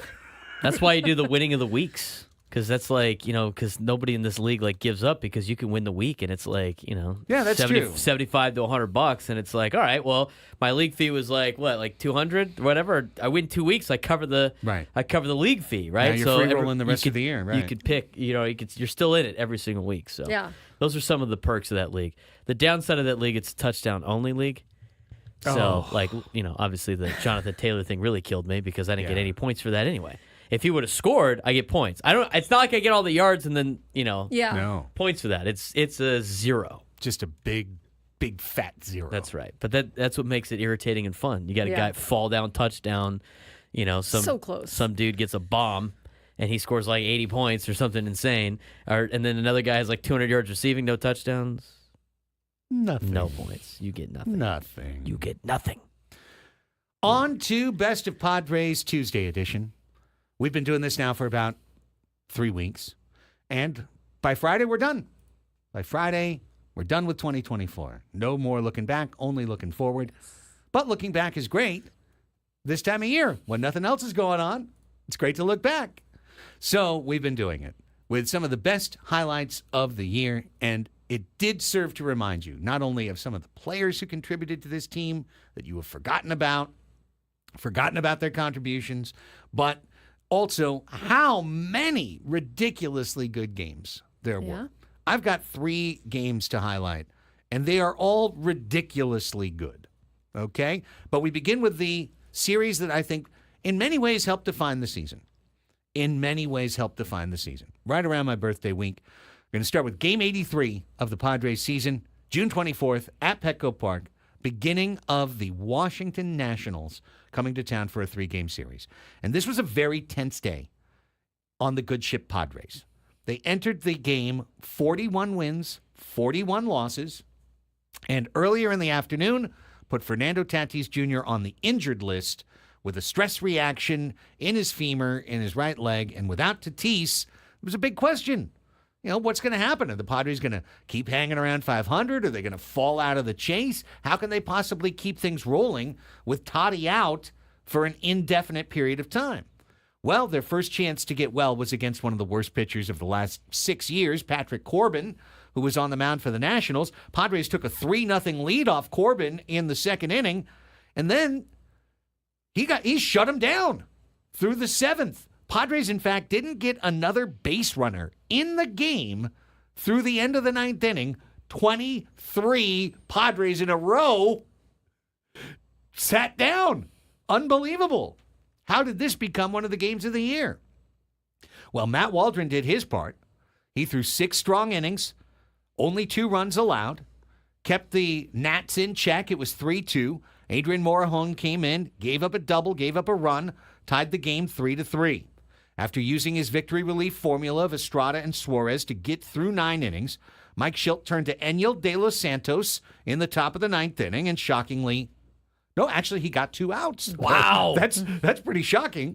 But then he gave up a double to let in the Manfred man, and then a 2-run homer because he's Enyel De Los Santos, and therefore it was 6-3 Nats. Bottom of the 10th. A hit. Finally a hit. Donovan Solano gets a double. Hey. Short double. Cronenworth stayed at third, even though he was the Manfred man. Jackson Merrill followed with a single. The Manfred man. In comes Croney, in comes Solano. 6-5 game. Ha-Sung Kim walks. First and second, nobody out. Up to pinch bunt, Tyler Wade. Gets the bunt down. Second and third, out number 1. Hey, he's back for next year. Yes, he Yes, is. he is. $1 million deal. That's Who right. says we haven't spent? That's right. Already signed. We got T. Wade in the house. David Peralta, pinch hits for Bryce Johnson. Fouls out. Out number 2, we're up against it. Luis Arraez due up. Nationals put up the sign. Walk him. Send him to first base to load him up for Jurickson Profar. The at-bat sees Profar immediately down 0-2 in the count. Next one is up by his chin. Dusts him off. Sends him toppling. Next one's up and in as well. Then he fouls one off. Then he fouls one off. And now this. Profar swings, hits it in the air to deep right center. Thomas is back into the gap, can't get there. They're going to walk it off again. Merrill and Kim score, and the Padres beat the Nationals 7-6. What a moment. Yes. Of course, Profar turns at first base, celebrates. This is my house. Was he saying it to the Nationals? Was he saying it to the crowd? A mystery of 2024. A mystery. To this day. Jesse Winker with the red ass. Jesse Winker gets in an argument All with an old depends man. on how you interpret it, really. Yeah. Depends on where you were standing and how you Jesse interpreted Winker it. It's in the gets in eye of the beholder. But yeah, and then we heard of the comments afterwards about from the Nationals, like, Yeah. hey man, which was so asinine when you look back on it. Don't celebrate at your own house. Yeah, don't celebrate in your This house. wasn't Nationals Park, okay? This was Petco Park. Like, we literally could have planted a flag. It would have been Yes, our flag it's in your our own park. house, right? Yeah. And then the interviews afterwards that Jurickson Profar had with the media, he said, I was offended. I was insulted that they went to me, that they walked Luis Arraez and they took their chances with me, and he made them pay. Although I love that about Jurickson. He's always like that. He's going to find that edge, that chip on his shoulder. But we all kind of understood also why they walked Luis Arraez. He was Luis Arraez. Luis Arraez. And So- he was killing him. So yeah. What a moment, right? What Yeah. a night. What an incredible night. It was so much fun. And then the next day, the Nats weren't done with it. The No. Nats weren't done with Couldn't it. let it go. Yeah. The just next- let it go, guys. Next day, bottom of the first inning, number 2 hitter is Jurickson Profar. He comes up to the plate, batting right-handed against lefty Mackenzie Gore. And as he does, catcher Keibert Ruiz stands up, puts his hand on Jurickson's shoulder, Can't do that. and starts to tell him, hey, we didn't really like the thing you did, the way you do the thing you do. We don't like it. The And young guy's telling the veteran. Yeah. Right. And he puts his hand on him, and afterwards, Jurickson would say, once he put his hand on me, that's where he crossed the line. Didn't have a problem with the chirping, didn't have a problem with the talking. Hey, whatever, fine. But when you put your hand on, you're crossing a line, which Manny understandable. agreed. Yes. Manny came charging Yes, right very in, understandable. separated the two. bench is clear. Everyone kind of looks at each other. The umpires give a warning to both sides. It was Umpires say, Mackenzie Gore over there, right? yeah, Gore's on the mound. Yeah, no Gore's on one's, the mound. No one's thrown a pitch. Right. But everyone, everyone's come out. Everyone's milling about. And importantly, the umpires say, warning, Washington, warning, San Diego. And then everyone goes back in the dugout. And then Gore gets back on the rubber. And Profar digs in. And the first pitch to him hits him in the leg. First pitch to him hits him in the leg. Guess who, quick trivia question, guess who got ejected as a result of that? Mike Schultz? Mike Schultz. He was the only one. Gore didn't get kicked out. Dave Martinez didn't get kicked out, even though there was a warning, right? Profar didn't get kicked out. Mike Schultz came out to say, hey, what about the warning? He got kicked out. But then Manny Ramirez. Not Manny Ramirez. Then Manny Machado. Manny being Manny. He was being Manny. This is how Manny is Manny here. Yeah. Because Manny has these big brother moments throughout 2024. To me, this is his ultimate big brother moment. Here's Machado. And he swings at the first pitch, hits it a mile to deep left field. What an answer from Manny. Maybe the longest homer I've ever seen to left at Petco Park. 2-0 San Diego in the bottom of the first inning, and Profar raises his hands as he rounds third base. Machado taking the slowest trot you'll ever see him take, only about halfway to third base, and this place is electric. The entire Padre bench has emptied, not to fight the Nationals, but to greet Profar and Machado by the on-deck circle. Manny walked pretty much all the way to first base. That ball had landed and some before he started his trot. Such a great call by Jesse and Tony there. So it was. good. You know so a good. ball is crushed when Tony goes, ooh. Yeah. Yeah, I love when he Before does Jesse that. even can start explaining what's going on, the ooh, ball's gone. I love when he does Amazing. that. But again, to me, that was the best clap back. That was the best answer back. That's how you answer back. Yeah. You go out there and you do it on the field. You absolutely do. I also, just because we're talking about great calls, Don Orsillo had an amazing call on that one. If you remember, he said, Matt Gore hit Profar intentionally, and then Manny hit it out intentionally. I just love that. But definitely. Here's the thing about that game. The game wasn't over on that moment. You think, and then Manny hit the homer, and then we won. Yeah, No. you think it's over. No. That was just the first inning. Adam Major was on the hill for the Padres, and this is actually the one Padre win of Adam Major's career. But he gave up 4 runs in the third inning. He turned 2-0 up to 4-2 down. Yeah, and that was a game you couldn't lose. If you're the Padres, you can't have all that happen and be at home and lose the game. But Padres didn't lose the game.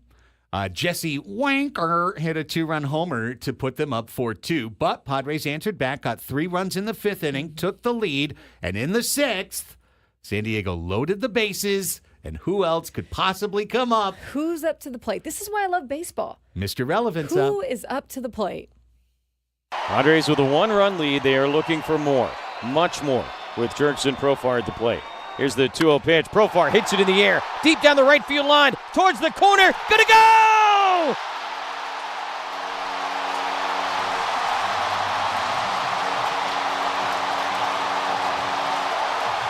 The ultimate answer.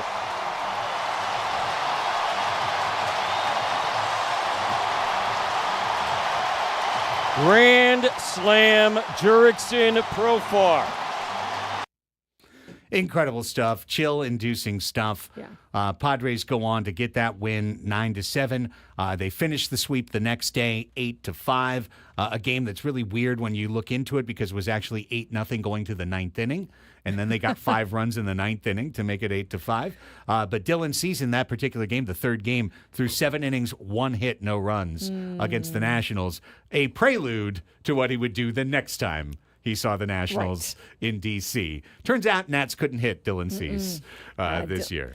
Dylan matched up very well against this Nats team. And Very well. Historically well for himself. We Yes. got one little more bobble that we'll roll out for Best of Padres before the show's over. But we got to take a break right now because when we come back, our buddy Scott Miller is lining up for his end of the year appearance. We'll get his thoughts on the 2024 baseball season on Annie and Elsten right here, San Diego's #1 sports station, 97.3 The Fan.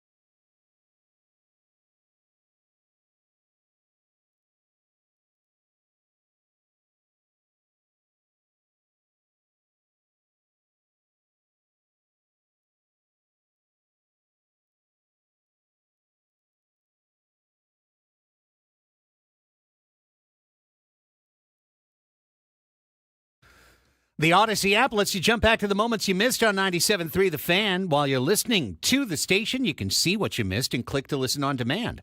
So if you missed a guest or feature or something crazy that happened from earlier, we've got you covered. Download the free Odyssey app. Search 97.3 The Fan. Tap earlier today, and you can get started. While you're there, you could leave us a voice message. Press the little button right next to Listen Live. Leave us a voice message. We'll play them on Ask Us Anything. Got one yesterday, if I remember right. Yeah, I've gotten a couple last couple of days. So go ahead. Fire away. Proof of performance. We'll play them on the air. We will do that. Right now, we're going out to the 97.3 The Fan hotline. Welcoming him back one more time here in 2024. He's on the podium for one of our most frequent guests of the year. He is New York Times contributing writer Scott Miller. Scotty, Craig and Annie here with you. How are you? Real good. Nice to talk to you one more time as we head into the holidays, and I hope you both are well, Craig and Annie. We're doing awesome, right? Yeah, I think we got smiles all around here, Scotty. So, kind of just broad-based as we touch in with you. Winter meetings come and gone. Big money getting thrown around by the big boys that have the big networks they control. Not a lot of money getting thrown around by many of the other teams. What's your look at the status of the field, so to speak, as we look back at what the winter meetings wrought? Yeah, it's a little bit belated, but Steve Cohen in New York is doing exactly what everybody feared, and that is he's richer than God, and he's starting to throw some of that money around. Now, a couple of years ago he did a little bit when, remember, they signed free agents Max Scherzer and Justin Verlander together. And, the problem there is, it would have been a great move if it was 2011 and Scherzer and Verlander were in their primes. But, the Mets got burned because both of them, were past their prime, Verlander and Scherzer. They ended up trading them by midseason. And anyway, I think a couple things. And I tie that in because I think that can be a cautionary tale. Just because you throw big money around doesn't guarantee you're going to get results. And the Mets found that. That was a disastrous year for them. They ended up letting Buck Showalter go after the year. That was the year after, by the way. They won 101 games. You would think, Scherzer and Verlander, they're going to be better. No, they were way worse. So with Juan Soto and this ridiculous $785 million deal, they don't have Pete Alonso signed yet. And we'll see how that goes. I mean, obviously they've got the money. They will if they want to, but they're going to need to use money to seed the rest of their roster. I mean, Soto and Lindor obviously are a great start, and you have to like what the Mets did. But, as I say, no guarantees because of what I mentioned. And, the other thought with that is simply, this could be the beginning of another worrisome era for baseball in the further separation of the haves and the have-nots. I mean, we see what the Padres are doing and what they've done the last few years and all, kudos to the Padres. But, the Dodgers payroll just gets bigger. The Mets payroll is gigantic now. And, and that's not even to mention, I mean, that makes it tough for the Padres to compete. How do you think you feel if you're the Cincinnati Reds or the Miami Marlins and you're watching the rich get way, way, way, way, way richer? Yeah, absolutely, Scotty. It's always great to have you with us, by the way. Happy holidays to you. But, Scott, on that note for the Padres, I mean, we've heard reports that they're planning on raising payroll from the $169 that they had last year. Now they have already escalators in their contracts of guys that already signed that's going to kind of force that payroll to be raised. But, lowering it, lower than maybe that 210 that it's at currently, or it's estimated to be at, right? So where do you think that things stand for the Padres financially? And do you buy into a lot of the talk about like a Dylan Cease trade or them needing to trade a kind of a bigger player on their roster in order to get a return that they might need? Yeah, I buy into it because not just this year, but next year's when things are really going to get dicey because, next year I think Machado, Tatis, and Bogarts, if I'm not mistaken, right, are all up around $30 million a year in 2026.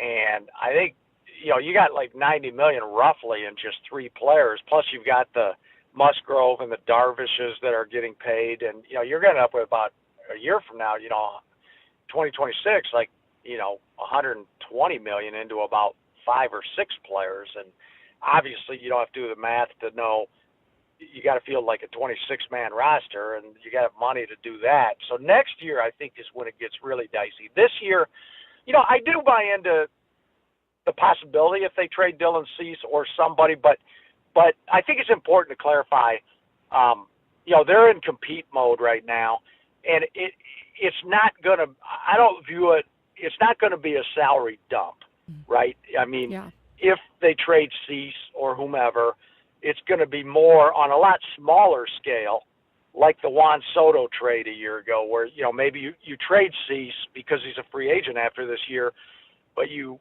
do it if you can get 2 or 3 or even 4 solid prospects who you're going to have under control for the next few years, and they're going to be pitchers, So A.J. Preller showed last year, I mean, the Soto trade, getting Michael King back, what a, to me, especially now that Soto's gone to the Mets, I mean, it's fair to say that I think the Padres won that trade easily, the Soto trade, getting the 4 guys they got, even though they lost Kyle Higashioka to Texas this year. But anyway, A.J. Preller's a proven commodity now in terms of, acquiring talent. We've seen it over so many years now. He goes down every path. Goes down every avenue, investigates everything. He's creative. So, in a perfect world, you keep Dylan Cease, but, if they do trade him, I think it won't be the end of the world, because I think it will be for a package that probably could help the Padres this upcoming year and in the future.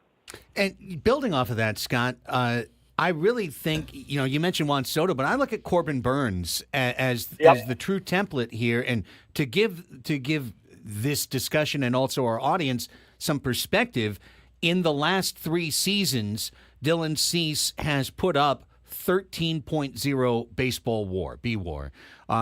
In the 3 seasons prior to him getting traded to Baltimore, Corbin Burns put up 13.1 B-WAR, essentially the identical total, and you'd be trading him with the identical amount of control, 1 year remaining. The Brewers got back a piece in Joey Ortiz, who's going to be a fixture in their infield for years. That's why, Scott, I keep looking to Baltimore, because I feel like if it was a Heston Kjerstad, a Kobe Mayo, there's certain players, position players on that team that could become a Padres fixture for 6 years in exchange for 1 year of a pitcher. Yeah, that's a great point. All true. And I think what's going to happen is we'll see where Corbin Burns signs. If the Orioles keep him, that's one thing. But as he's expected to probably land elsewhere, and if that happens, then to your point, Craig, you look even harder at Baltimore than you are right now, because if they don't bring Corbin Burns back, if he flees on the free agent market, they're in a position right now where they've got to win. They've waited so long to win. They've got all their young players, and they're going to need to replace Corbin Burns. And then you're right, there would be a perfect fit if the Padres were to dangle Dylan Cease their way for some of these prospects. And also, aside from that, to Padre fans who are getting antsy about, they haven't done anything. It was a quiet winter meetings. This was always the way it was going to play out for the Padres, because the big guns like Blake Snell and Juan Soto, they needed to sign first. That sets the template for the rest of the winter. And the Padres this wasn't a year they were going to sign a free agent like a Manny Machado or a Xander Bogaerts. So they're going to be in the second or third or fourth wave of player moves this winter. So that's also a prime example in Baltimore. It behooves the Padres not necessarily to move now, but to let some of these pieces fall. And again, assuming if Corbin Burns signs elsewhere, then you got to give that time to play out, because then Baltimore is going to become a more desperate potential trade partner than they would have been in November. Yeah, great point, Scotty. And in the few minutes we have left, I just want to touch on the haves and have-nots a little bit because I know you hear a lot from other teams around the league and from baseball itself. There's always been that parity, right? But it does seem like it's growing bigger. Does baseball care? I mean, does it really hurt the owners at the end of the day to have that? Is there going to be some kind of reckoning that happens with the two sides that kind of get separated farther and farther? Or do you just think that this is kind of what it's always been, just a bigger hole in between the two sides? Well, I think, Annie, I think it's growing this winter, last winter too, but especially this winter. I think it's growing bigger, the chasm between the two sides, haves and have-nots, and I think it's beginning to be a worry. I think the owners, there are a couple different thoughts here. One, the owners are interested in making money, so whatever that means, if it's going to be a new TV deal that makes all 30 of them rich, whatever, that's number one. The owners are going to be happy as long as they're out making money. Now, beyond that, and this is why the players' union has grown so strong over the years, and the owners usually cave. Once you get past what I just said, then each of the 30 owners, there are unique and different needs and desires in each of those markets. So the players' union can always hang together as a big group. The owners usually end up splintering because once you get past, we need to make as much money as possible, the owners in Milwaukee, to use Mark Attanasio as an example, he's gotten increasingly frustrated. He was teed off when Craig Counsell left to become manager of the Cubs last year. And he's become frustrated at the way the Brewers make the playoffs every year, and they've got a really good thing going, but then they end up losing. And so a guy like him, for example, and others like him in the smaller to mid markets, they all want to make money, as I said. But then when you trickle down to the next level or two, some of them in these markets are going to get more and more frustrated that Steve Cohen makes way more money than them in local media rights and things like that, and than they do. So what all this is going to lead to is a really tough and probably ugly bargaining session when the current collective bargaining agreement expires. Is it after 26? I think I have to double check the year. Yes, it is. So at that point, that's when, unless this corrects itself in the next couple of years, and some of the Steve Cohens of the world pull back a little bit. I mean, if what we're seeing this winter continues, it's going to be ugly in 2026 because there's going to be a lot of owners that are like, okay, fine. If we don't have a chance to compete, we're going to shut down the game, and that we're going to hear all that coming up. Oh, I couldn't agree more, Scott. And I think it's really a two-front war because you've got Rob Manfred trying to figure out a nationalization of local rights, which has its own, battle in it within itself.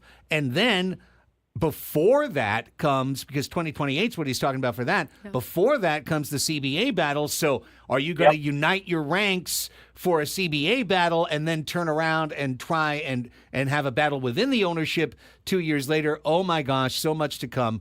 But that's a story for another day. Scotty, we want to wish you the best of health and happiness in the holidays. We can't wait to talk to you again so many more times in 2025. But each time you come on, you make the show a bit brighter, and we always appreciate you. Thanks, Scotty. Well, thank you. Very nice of you to say. May all of your holidays be merry and bright. Take care.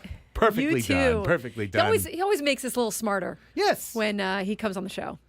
Scott Miller joining us right there, his final appearance of 2024 for the Annie and Elsten Show. When we come back, 12 o'clock Sports Fix, everything you need to know about the sports world for today, NBA Cup Championship tonight, that story and much more right after the break on The Fan.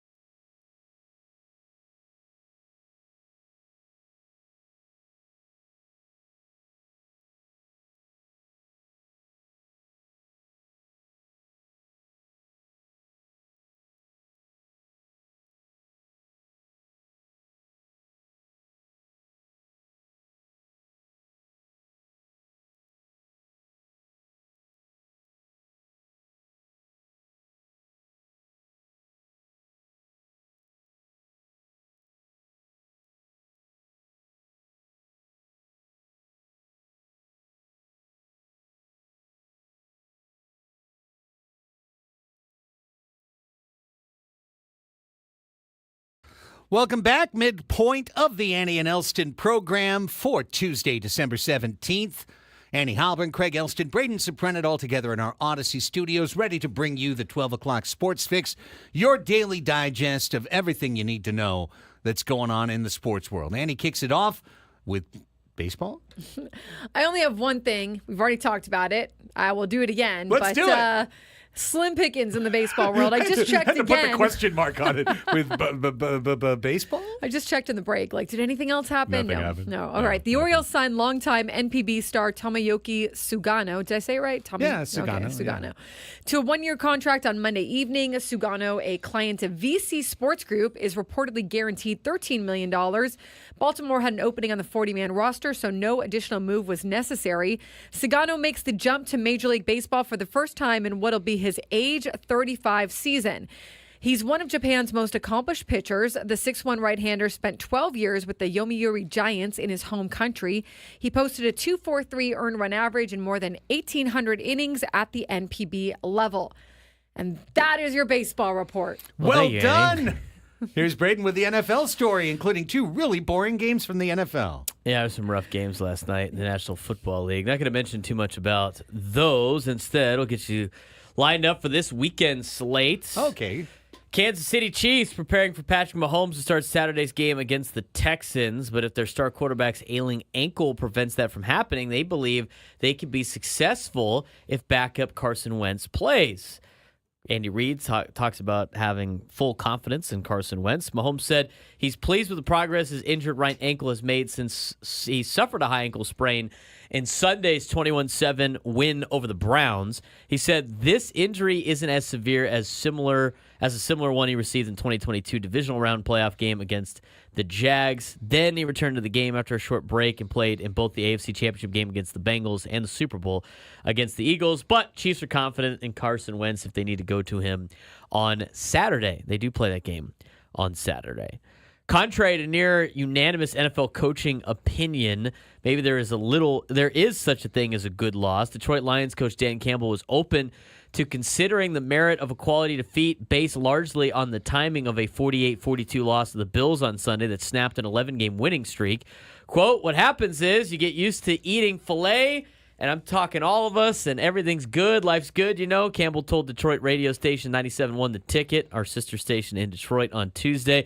But you forgot what it was like when you had nothing and you ate your bleeping molded bread, and it was just fine. And if he gave you everything you needed, and sometimes you got to be punched in the mouth and remember what it used to be like to really appreciate where you are, and we'll do that.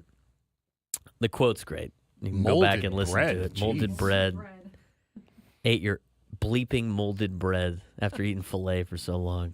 I mean, Take it as a punch in the mouth. Point, right. Yeah. It's like, hey, no, maybe we needed this. So maybe the Lions needed that. What they didn't need is all the injuries that they currently have.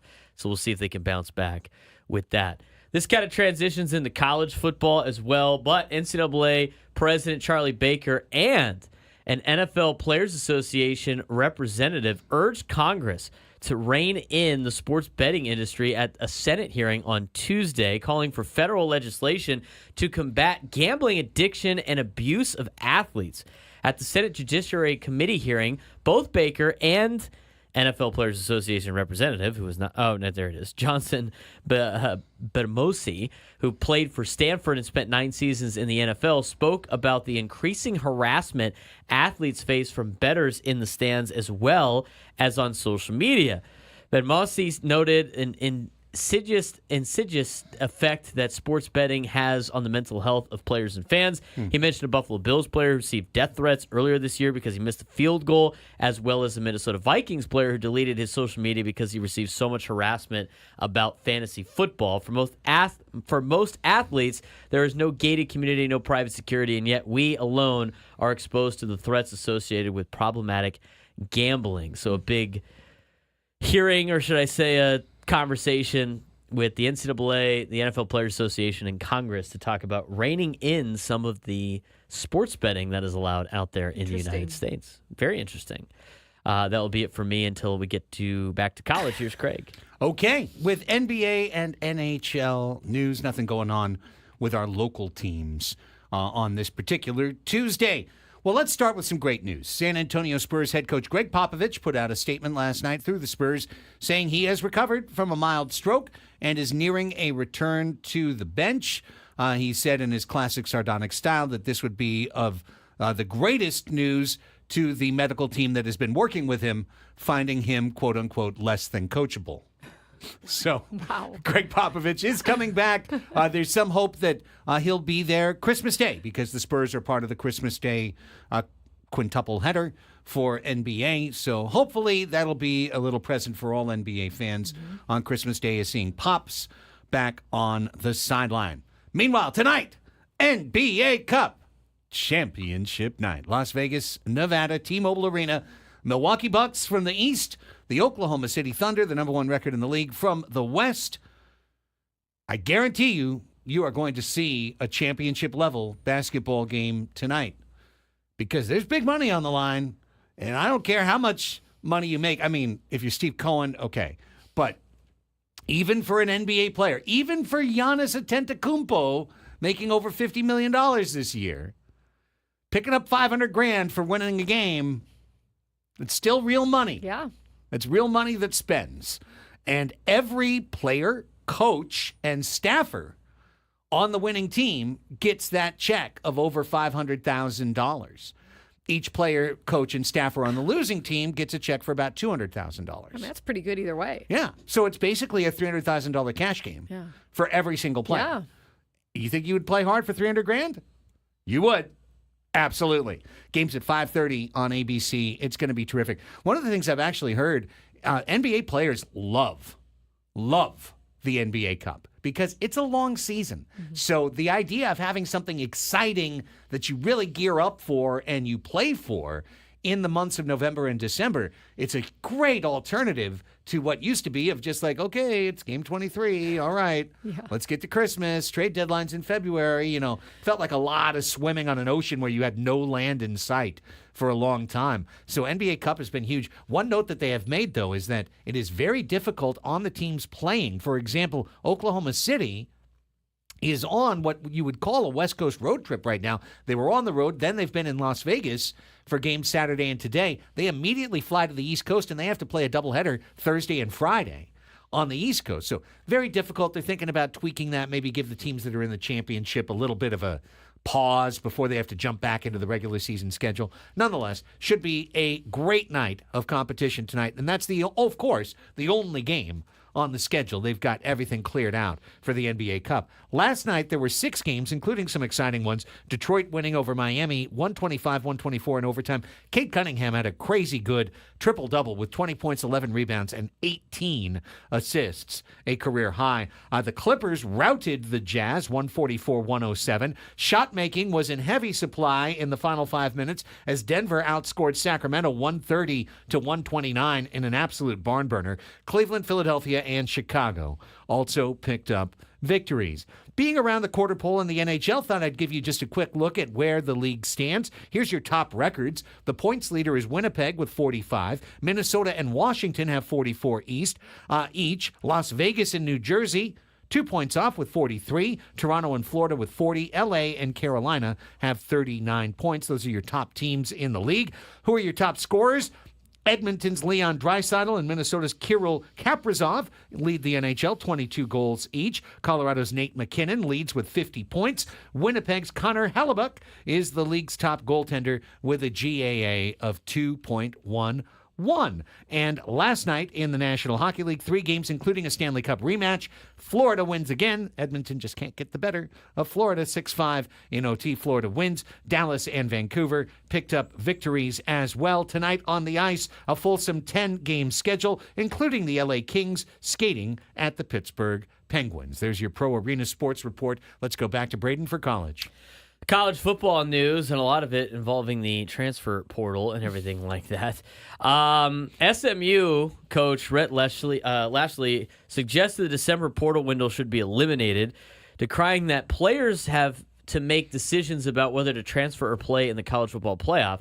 Speaking Tuesday during his news conference before a college football playoff first-round matchup against Penn State on Saturday, Lashlee said having an open portal window while prepping for postseason games is, quote, terrible, while also noting that noting the decision that Penn State backup quarterback Bo Prabula made to enter the portal. I feel so awful for our kids and our kids around the country, Lashley said. There's no other sport at all that has free agency in the season. It's sad. It's terrible. You hear the story about their backup quarterback saying, I don't have a choice. That's wrong. That's unacceptable. That's not okay. He shouldn't have to make that decision. SMU backup quarterback Preston Stone, who lost his starting job in Week 3, has chosen to stay with the Mustangs for their playoff run. But Lashley said, we're working with him, but it's still a juggling act. The December portal window opened December 9th and closes December 28th, although players whose teams made it to the college football playoff have a 5-day window to enter starting the day after their season ends. Lashley went on to say, we're trying to get prepared for a playoff game, and meanwhile, there's a bunch of teams reaching out to our kids to enter the transfer portal, which he also feels is kind of ridiculous when it comes to getting ready for a college football playoff game. I agree. I 100% agree. I mean, imagine like free agency opens for Major League Baseball during the playoffs. And all impending free agents are allowed to leave the team during the playoffs to try to get a better deal. I mean, could you imagine? Like, think about the Padres making the postseason and Tanner Scott's like, well, time to hit it. Yeah, but if I don't, I can't do it. Right, exactly. I'm going to miss out on a lot of money. It puts them in a terrible position, right, too. And all of a sudden you lose, like you're losing guys that you need to help win in the postseason. Mm-hmm. I mean, there's no other sport that operates like this. Mm-hmm. Not a single one. And they're doing it to try to make sure the kids are ready for the second semester at their new school. Okay. Wow. Priorities are wrong. Yeah, it's all jacked up. I mean, they're trying to be two things at once. They're trying to be a professional league as well as an amateur league at the same time, and it's impossible. You can't be doing that. Yeah. So we'll see where this goes. But I would imagine I would have bet this would probably get changed very soon. There are no rules currently. So there you go. Sacramento State has met with former NFL sensation Mike Vick about its open head coaching position, the school's president told ESPN's Adam Schefter on Monday. He has expressed interest in the position, and yes, I did meet with him about his interest in Sac State football and our athletic rise, President Luke Wood told ESPN. As you can imagine, given the success of our athletic programs, that our football head coach job is an attractive role. The university plans to move up to the FBS, is building a new stadium, and has over $50 million in NIL funds, sources tell Adam Schefter. Vick was also interviewing for Norfolk State for its head coaching job. According to the Virginian Pilot, Vick's hometown of Newport News, Virginia, is not far from Norfolk State's campus. The Sacramento State job opened after Andy Thompson, who had been the Hornets head coach the past 2 seasons, left for an assistant head coaching job at Stanford. The Hornets finished 3-9 and in 11th place in the Big Sky this season. They're still trying to be added to the Pac-12. They say they got $50 million in NIL funds. I don't necessarily know if I buy that too much. I know Adam Schefter tweeted. I know that's what they're saying. Yeah. But it's a Big Sky school. I mean, they're probably saying a lot of different things. I mean, is it Vivek Ramaswamy? Like, which Sacramento person is putting up all this money? Right. I don't know. They say they have raised the funds of $50 million in NIL. It's a lot. That is a lot. I don't know. I've seen reports from people that are actually like know the NIL collective, and they're like, there's no way that it's up to $50 million. It could be a little bit of trying to play the way into the FBS, but you'll see. I mean, they got to show it at some point, right? Yeah, exactly. You got to show it. Put your money where your mouth is and start making some deals here. Yeah. But until then, all right, I guess they got $50 million just ready to go. You know, the other way that could be is it could be a parsing of words. They could have had someone that's agreed to give them a certain number of million over a period of time that eventually would add up. Or it could be handshake agreements. We just saw money in the bank agreements, or we just saw the state schools and all of the NIL fundraising they've done. Yeah. And the highest SEC school was like $20 million. So you're telling me Sac State's got $30 more million than the highest SEC school? Unless they have, even if it's one guy just wrote a check. Right, that's what I was wondering. Like, is there just someone who... Steve Cohen over there? I mean, $50 million, dude. Like, it's got to be like a collective. Ludicrous. It's got to be some other stuff with like fundraising for the school and stuff too. I can't imagine they have $50 million solely for NIL purposes. I don't believe it. Sacramento is booming, says Adam. Yeah, well, if they were, they'd have an MLB-sized stadium. Hey. Can't wait to see Sutter Health Park. Yeah. Next April. But here's the other thing, too. If they had that kind of money. Is a notable alumni. If they had that kind of money. Maybe it's Tom Hanks. Maybe it's Tom. If they had that kind of money, why wouldn't they be at least spending it? Shouldn't they be dominating the FCS right now? They're waiting on the $50 million. Maybe the $50 million's contingent on being in the Pac-12 or something. Right. Like, I mean, if they had all this money, you would think they wouldn't have gone 3-9 in the Big Sky. Like, North Dakota State's got some good NIL money too, and they get good teams, right? North Dakota and South Dakota, and this team went 3-9. Yeah. So what are you doing with your current NIL money? It doesn't make any sense. It's not adding up. The math ain't mathin'. It ain't mathin', Adam Schefter. It ain't mathin'. Although he did troll Doug Gottlieb pretty well. I did hear about that. That was pretty funny. Lost 7 straight, huh? Oh, well, you're in last place, buddy. Hey, let's take a time out. When we come back, the NBA has just officially announced the changes to the All-Star game format. Yeah. I've got all the details for that. Plus, a sliding doors moment in the world of NCAA men's soccer. What could have been for USD, the team that they very well could have beat, just took it all down. And they did it in a great moment. We've got an incredible highlight to play for you. All that still to come. We're playing Mind the Gap later this hour. It's Annie and Elsten on San Diego's #1 sports station, 97.3 The Fan.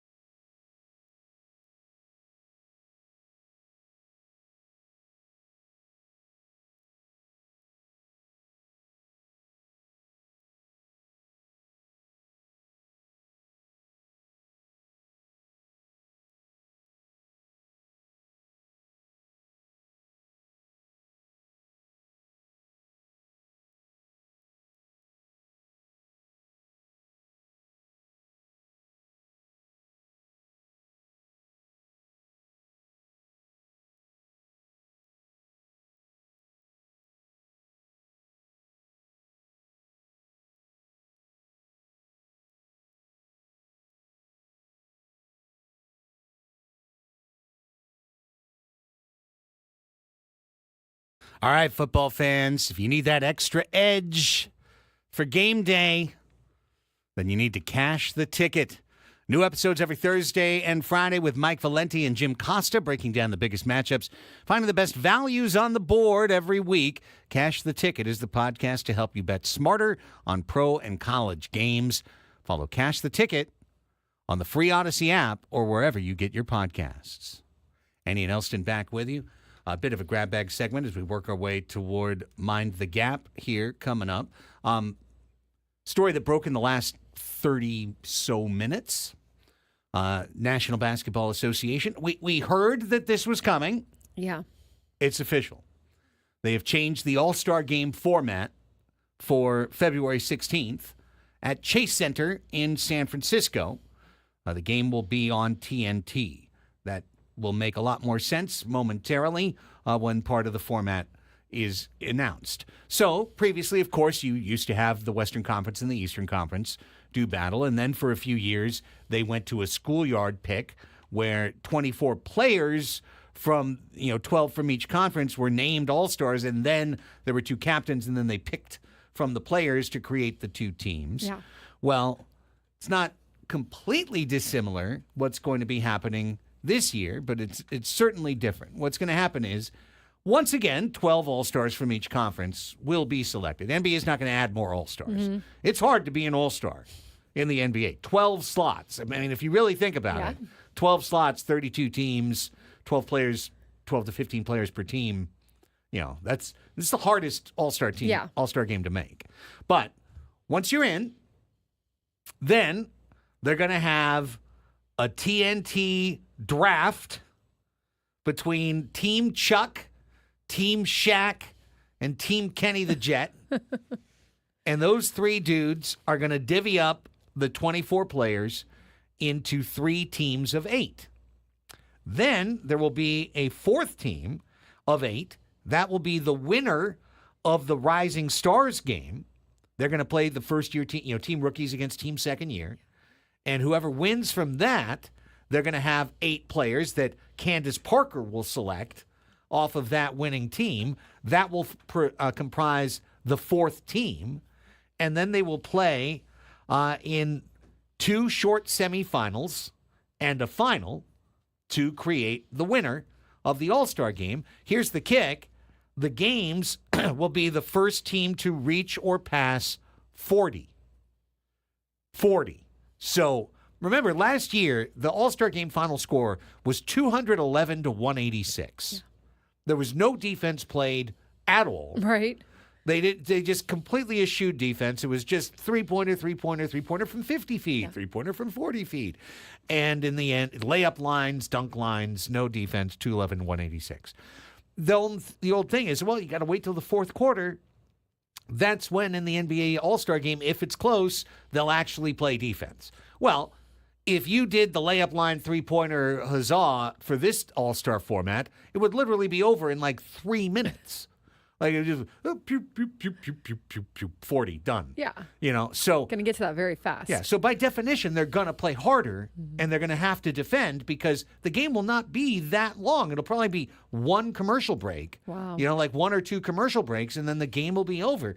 Many quarters see NBA teams put up 40 points nowadays. So they should be fast-moving games and 2 semifinals and a final. So you'll have 3 games. Okay. And the final is first to 42? Final is first to 40 as well. So no length to any of it. It's there for a good time, not for a long time. And the winning, much like the NBA Cup, not the exact same amount, but the players on the championship team at the NBA All-Star Game will get a $125,000 each. And each player on the second place team will get $50,000 each. And each player on the third and fourth teams will get $25,000 each. So some money on the line, some good incentive to play hard, and with a shorter format, less time for messing around and just having kind of garbage ball, which is what last year's NBA All-Star Game was. Yeah, maybe less eyewash. You just get in there and get it done, and I guess it could be a little bit more exciting because, like you said, you've got to kind of protect a little bit. You got to not allow the other team, obviously, to score 40 points first. So. I mean, otherwise it's a really silly game. Right. Otherwise, they're going to just go across the court and well, 40, essentially 34. first one goes. Yeah. And if it is that, then they'll have to tweak it again. Right. And if honestly, if nobody wants to play any defense, then it's never going to matter, no matter what. Then you should just do a skills competition, 3-point shooting competition, dunk competition. You should make it like first to 200. Yeah, and the whole thing on the skills comp on the Saturday. Yeah.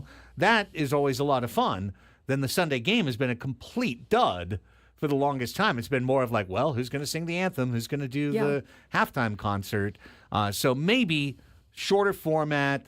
8-person. That's the other thing I like. 8-person teams, so not much room to hide. You know what I mean? There's not going to be that guy who didn't really get to play the whole game. Also, it's not going to be wild rotations, so the stars are on the bench too long. You should have all your stars in the game because it's a tight rotation. It's only 3 subs. It's better for the All-Star game, too, if that's the way it goes. Yeah. So, virtual tip of the cap, Adam Silver, Steph Curry, who I heard was a big part of this. Yeah, they're always trying new stuff. I think that they're putting some thought into it and want it to be better. So it's good. It's good that he consults the players. It's good that they kind of have some think groups or whatever trying to figure this out a little bit, and we'll see how it goes. But I think it sounds like it could be promising. Steve in the chat asked me to do something, and I think he's cool, so I'm going to do it. He said, can we get a reminder out that Friday is the last day to buy SDFC supporter section tickets at $18 a game? That's true. Friday is the deadline. I do believe you have to be a member of one of the supporters groups in the supporters union in order to get that. That's official. Well, yeah, it is official. But $18 a game for MLS action in the section is great. Yeah. I understand it'll go up to $25 a game after that, which is still a good price. Very good. But 18 is great. So if you're going to be a part of the supporter culture for San Diego FC, make sure you lock that in by Friday. And I will be contacting my buddy Steve, not I don't think the same Steve B, not Steve C, to make sure if my local's membership qualifies for me for that. Because if nothing else, I could at least get a supporter's ticket. And then I can just give it to Braden on the games that I miss. There you go. That's how it works. This is how it works. I don't know if you can. I don't know if you're allowed to swap out if there's like a union and there's like a whole thing. I don't know if you're allowed to just give your ticket away, right? For it's a like big-time guy like Disneyland Braden, or Costco. You've got to show your ID. For a big-time guy like Braden, I think it'd be fine. That's right. We could work it out. If you get up to the status of Craig and I, then maybe you can get the tickets. Oh, I mean, Annie's a given. Annie's a given. But getting Annie in is a little bit. That's get her through the door. Got to get her through. Once we get her in. Yeah. No problem. All right. Lastly, in this segment, congratulations. Why would I care about this? The Vermont Catamounts won the NCAA men's soccer yesterday, won the NCAA championship. Congrats to the Catamounts. I didn't go to the University of Vermont. Maybe one person in our listening audience went to the University of Vermont. Who knows? If so, shout out to you. Shout out to all the Catamounts out there. Yeah, Catamount Nation. Congratulations. I'd like to play the highlight. I've got the link in the rundown, Braden, because this is a very exciting way to win an NCAA championship. If you remember from when this team played USD, when you get to overtime in an NCAA playoff tournament game, it's not extra. I mean, it's extra time, but it's golden goal. It is. You're gonna score, and the game is over. Vermont taking on the Marshall Thundering Herd in overtime, and they found a golden goal.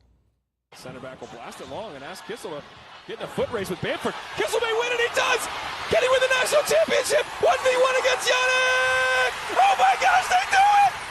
Don't call them Cinderella. You can call them national champs for the first time ever.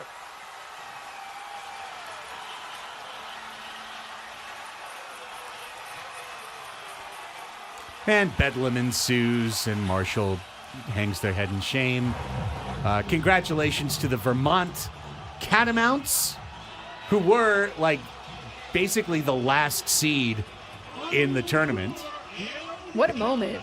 Yeah, they upset 4 different top 10 teams on the way to the championship. And they came to the University of San Diego, and they beat the Toreros in the third round in the Sweet 16 in golden goal overtime.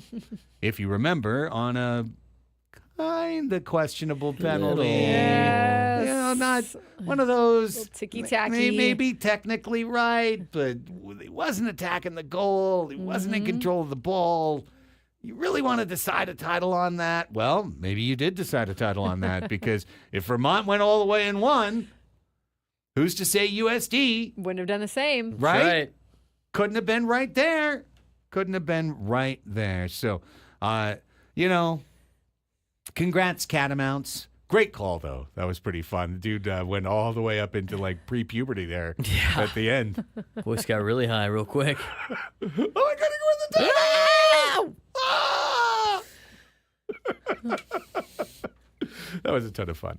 Good stuff. Congratulations, Vermont. USD. Sorry about it. They still have Quinny.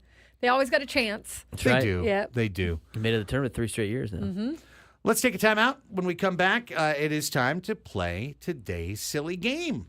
We got one more week of silly games, 4 more games in total, and then we will have our field. Our field will be complete for the drawing. What do you win if you get the drawing? Our grand prize, a 2-night stay, Westgate Las Vegas Resort and Casino, 2 tickets to Hoops Central at the Westgate Superbook. And that, of course, is going to be during the month of March when the tournament is happening. I don't know why they don't let us say those words in the ad, but that tournament with the March and the madness and all of that. March. You get to have 2 tickets in with table service and everything like in the book. You can't get those. It's a happening place. You can't get those. Hard to get those in Las Vegas. Usually you need to be a whale to get that. Or you just need to be good at trivia. And today it is the game of multi-generational trivia known as Mind the Gap, where you need to answer 1 question for a boomer, 1 question for Generation X, 1 question for a millennial, and 1 question for Gen Z. And it can't be Dexter because he already cleaned the game out last week. So he's already in the hopper. But someone else is going to come and challenge me in the game of Mind the Gap. So we need to open the phones. 833-288. 0973. How'd you get the bow back on? I just pressed. Oh, okay. Yeah. All right, never mind. I I could thought he just- sewed. That I was thought on he his head. glued it back I on could or still something. put it on my Right. head. Still fits on my head too. 833-288-0973. 833-288-0973. Give us a call. We will find a contestant during the break. We'll come back and play Mind the Gap. It's Andy and Elsten heading towards 2 o'clock. San Diego's #1 sports station, 97.3 The Fan.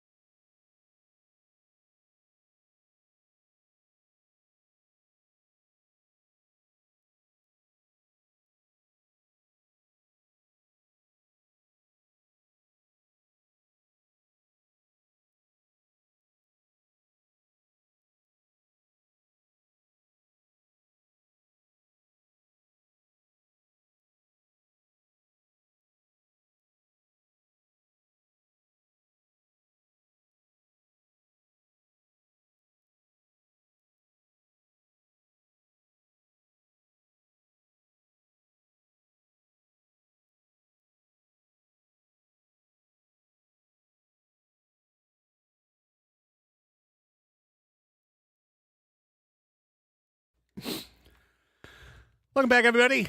1240 on The Fan.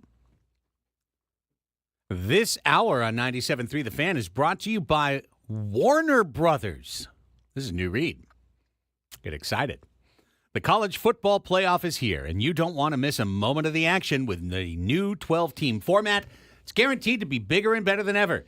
The college football playoff presented by Allstate begins with 4 first-round games. That is Friday and Saturday, December 20th and 21st.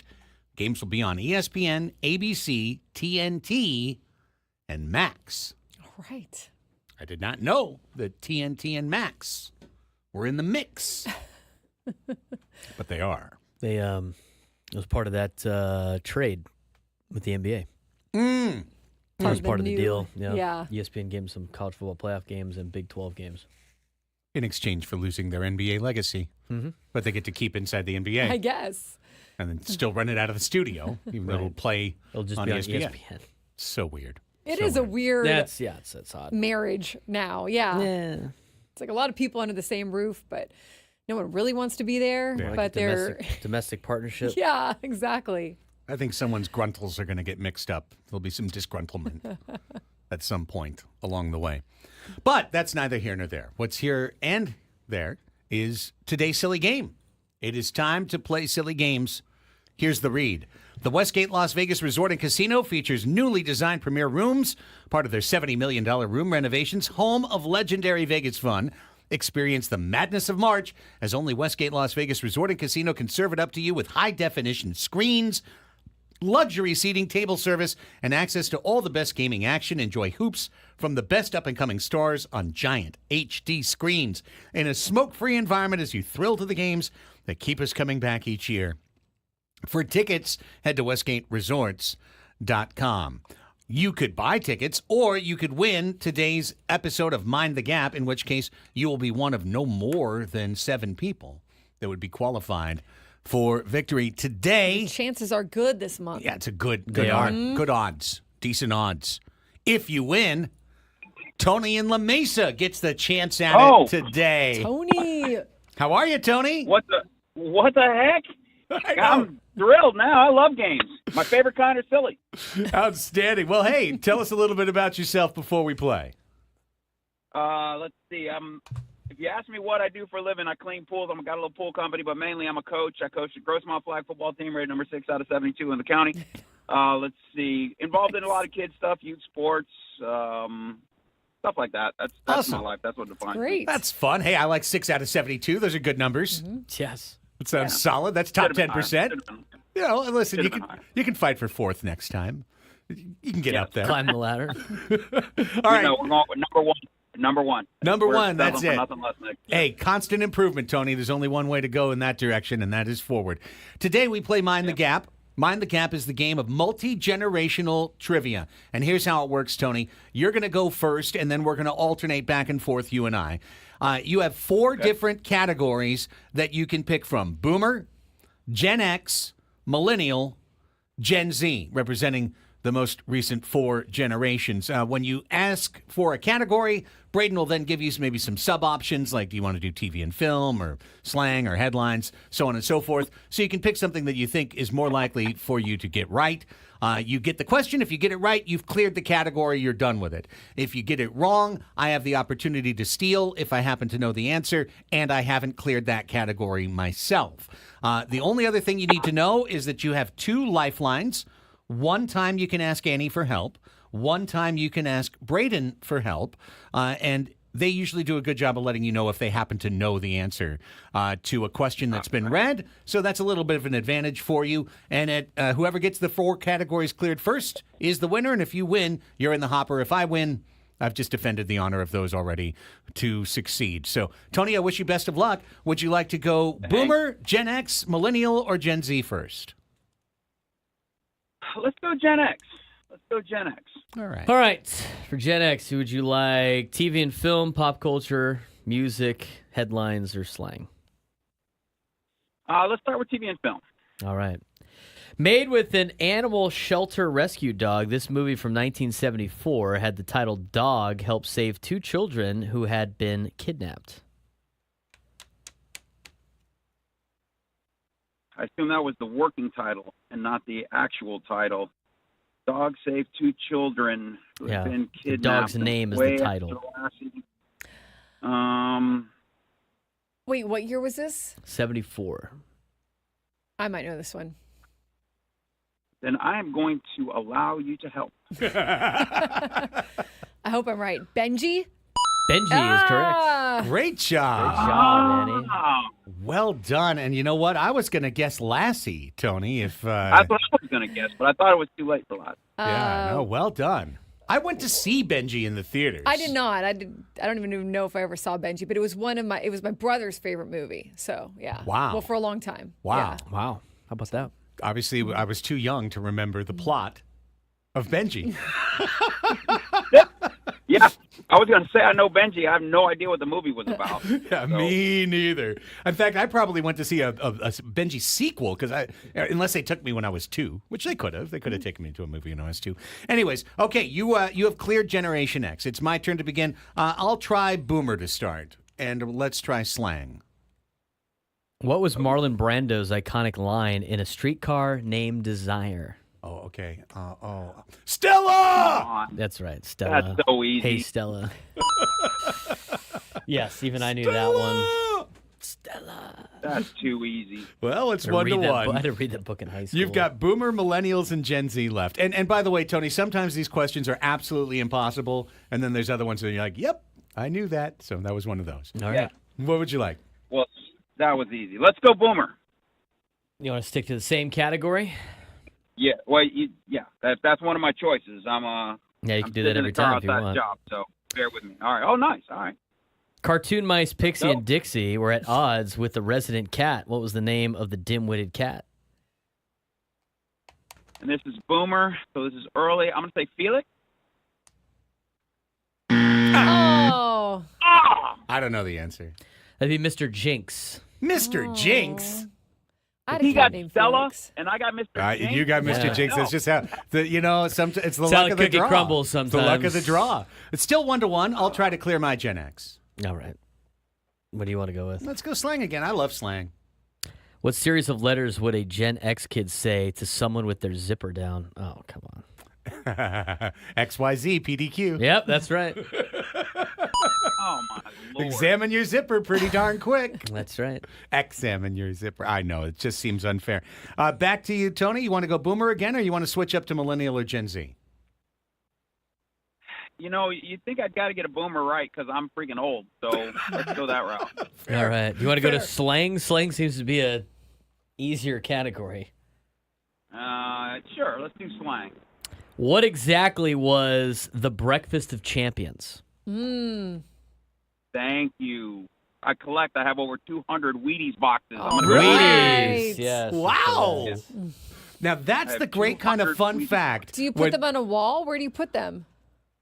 They're in my my little sports office man cave podcast den. They're around the top. I have 2 shelves. I still have probably 40 in a box. It's just my room isn't big enough to get them all up. But got them all. Got a lot. Not them all. Nobody has them all. But I have a lot. It's really kind of cool. Yeah. See, that's the kind of fun fact perfect for a game show. When they're like, hey, tell you a little, I'm a coach, flag football, ranked 6th, and I've got 200 Wheaties boxes. Like, boom. You've nailed it. All right, we are tied, Tony. We are tied 2-2. We've cleared the old guys categories. Time to dive in with the youngins. It's my turn to go first. I'll go millennials. Millennial. What do we got? Slangers. What slang phrase paired with .com meant something or someone was exceptionally awesome and cool? Bomb.com? Bomb.com is correct. Bomb.com? Wow. I want to challenge that. You sure it's not thebomb.com? It says Is there a higher bomb.com. power we The can go to? bomb. It says bomb. The card. The card is the card is the Card's rule. the higher power. Yeah, the card is the higher power. All right, Trust 3-2. the magic box here. Tony, you're not on death's door here, but I would suggest you get this one right. Millennial or Gen Z? Let's go millennial. All right. You want to go movies or slang or? Movies. What were the 2 original rival cheer teams in Bring It On? It's getting cold in here. There must be some clovers in the atmosphere. The Clovers versus the Tories. It's the Toros. Come on, give it to him. Give it to him. But yeah. Give it to him. Come on. Yeah, It you got is. it. He You knew got the it. You got whole it. cheer. There's You a got difference. it. There's Yeah. a difference between knew there's some of a the difference cheer. between La That's Jolla it. Country Come on, Day dude. Tories and Los Toros Pop Warner. But I listen. The I know what he was singing going of the with. song is what. that's gets why I it- put it yeah, up to the judges' yeah. deal. Yeah, absolutely. You sing the song, you get the Oh, point. if I would have given him credit, you would have been like, "Wait, he didn't say it." No, I don't care if I win or So- lose. I'm fine. All right. I've adopted a way more Annie attitude to the game. I like that attitude in my competitor. Yeah, exactly, right? However, I could win right here with this Gen Z, so we'll just see what happens. All right, All you're right. sticking with slang. Seems to be your category. I love the slang. The kids, I'm just in tune What was a himbo? until now. I don't know what that is. I don't either. A himbo? Himbo. Boy, if Tony knows, he can win the Tony can game steal because it. I am in trouble here. Himbo is a boyfriend? No. Damn. Do you know, Tony? Now, you said I have 2 lifelines. Is that correct? I don't know well, what this is, so don't use it. I don't You think have anybody, Braden, but I don't think Braden- anybody. Yeah, Braden says Braden shaking his head no. he's got a dark cloud over him. I don't think it's going to work for you if you All go right, there. Hembo, it's got to be it's a sneaky a question, a test. No, what do you call a female when she's not that smart? What's slang for that? Oh, so it's a male bimbo? Yes. Uh-huh. A tall, Oh, attractive, dumb, Hembo! a tall, attractive dumb guy is what it Wow. Probably says. really not a phrase you want to Him- use himbo. these days, but Himbo. Himbo. I didn't know it was a thing. I Well, should have asked for spelling. Here's the good news, I was Tony. thinking That Yeah. was my turn. You were trying to steal. You now get the turn. So Yeah. here's your chance to win. Is he on Gen Z? Oh, He's on nice. Gen Z. We're all on All Gen right. Z now. What do we got here? Oh, What do you want to go with? What category?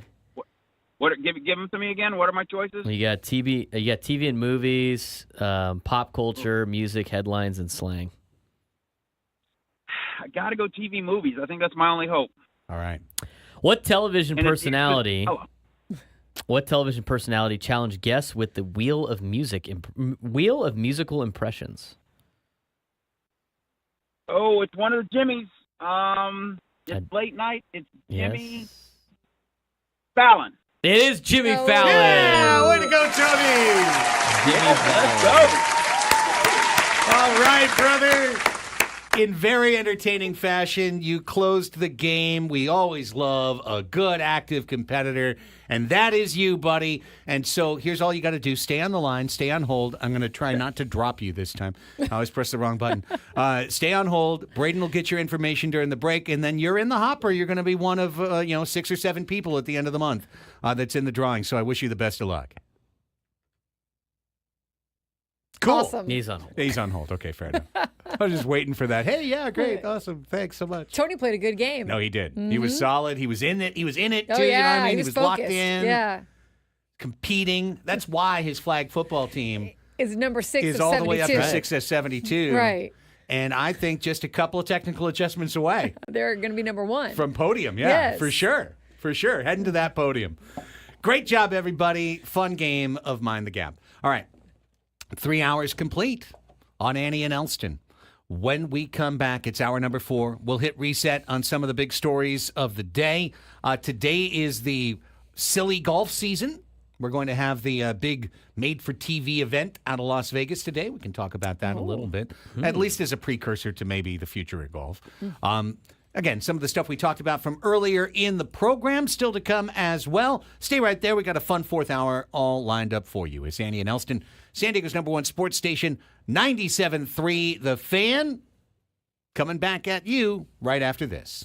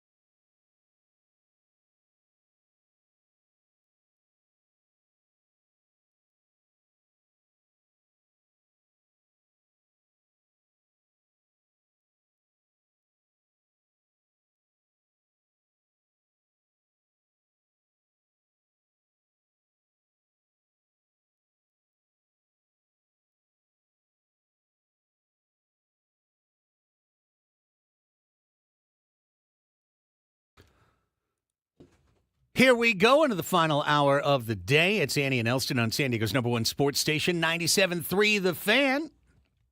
Annie Hobburn, Craig Elsten, Braden Suprenant. Go until 2 o'clock. At 2, Gwen and Chris checking in. Chris's Fantabulous Game Show is part of the menu today, I heard. Always enjoy hearing that particular segment on the Gwen and Chris program. And then it's a Tuesday, so that means it's a Scraby Day. Scraby Files are on tonight. Scraby Files. The Scraby Files, the Scraby Show, a trip inside Scrabistan, the Scrabinators all getting together. For some festive cheer. What's the secret handshake between Scrabinators? I know you guys have one. I'm not a Scrabinator. I wouldn't know. Me neither. Me neither. That's why he's asking the question. Exactly. I want the dirt. Where do we begin? Say it on air. I mean... Well, if you did, you'd lose your position. Right. You'd probably lose your hand. You're like chopping things off. That is correct. In that stand. In Scrabistan, there are harsh punishments. I don't think we ever got that chair back. No, it's been buried. It's been laid to rest. The only place you can find it is on its execution YouTube video, which is just a terrible part of the It's Scrabistan. against YouTube terms and conditions. It too. is. I can't believe it's on there. And yet, somehow they snuck it through a Scrabistan execution video, the beheading of a chair, just ripping off the armrest. Man, Chair got crushed. This guy. Let me tell you, this guy. I have to tell you, and I walked in to say hi to him a few minutes ago. He paused, I think, what was an alien or a UFO something or other. He was going down a rabbit hole of conspiracy something or other. Probably doing some research, right? I'm surprised that he hasn't triggered like HR violations based on his Google searching at work. Like for all his gripes and everything. Exactly. Like, hey, really, we don't like the chemtrail investigation. Leave that on your laptop. Like maybe don't do that on the company computer. But nonetheless, we love Matt Scraby. He'll be along with Gwen and Chris. We love those cats too. 2 to 6 tonight. Scraby 6 to 7. Enter at your own risk. Coming up in this hour of the show, we'll open up the phones a little bit later for Ask Us Anything. We didn't talk about the football from that last night for a good reason. The football stunk last night. Yeah, it wasn't watchable for a long time. No, it was bad for both. Absolutely. Two really bad teams playing a decent team and a good team, and it was not good. Yeah, the Bears are lost at sea, but we knew that. They just remind us they are our cautionary tale. They just need to make some off-season adjustments. Major. Like invest in an offensive line. Is this their new head coach, or do they need to find a new head coach? They got to go find somebody. Okay, well, you got to find a new head coach. It's not like they're winning with this guy, and you're like, hey, Right, look, let's save right. him. But that never works either. Look at Antonio Pierce. Yeah, They have 2 wins this Caleb year. up to win, to beat Caleb, to get him an offensive line, Or are they just going to do what they did to Justin Fields? And get a new quarterback in the draft again. 2 years from and then just jettison recycle. Caleb Williams, Awesome. Right. and then just be like, hey, look, this is our guy now. And we're going to give him no protection.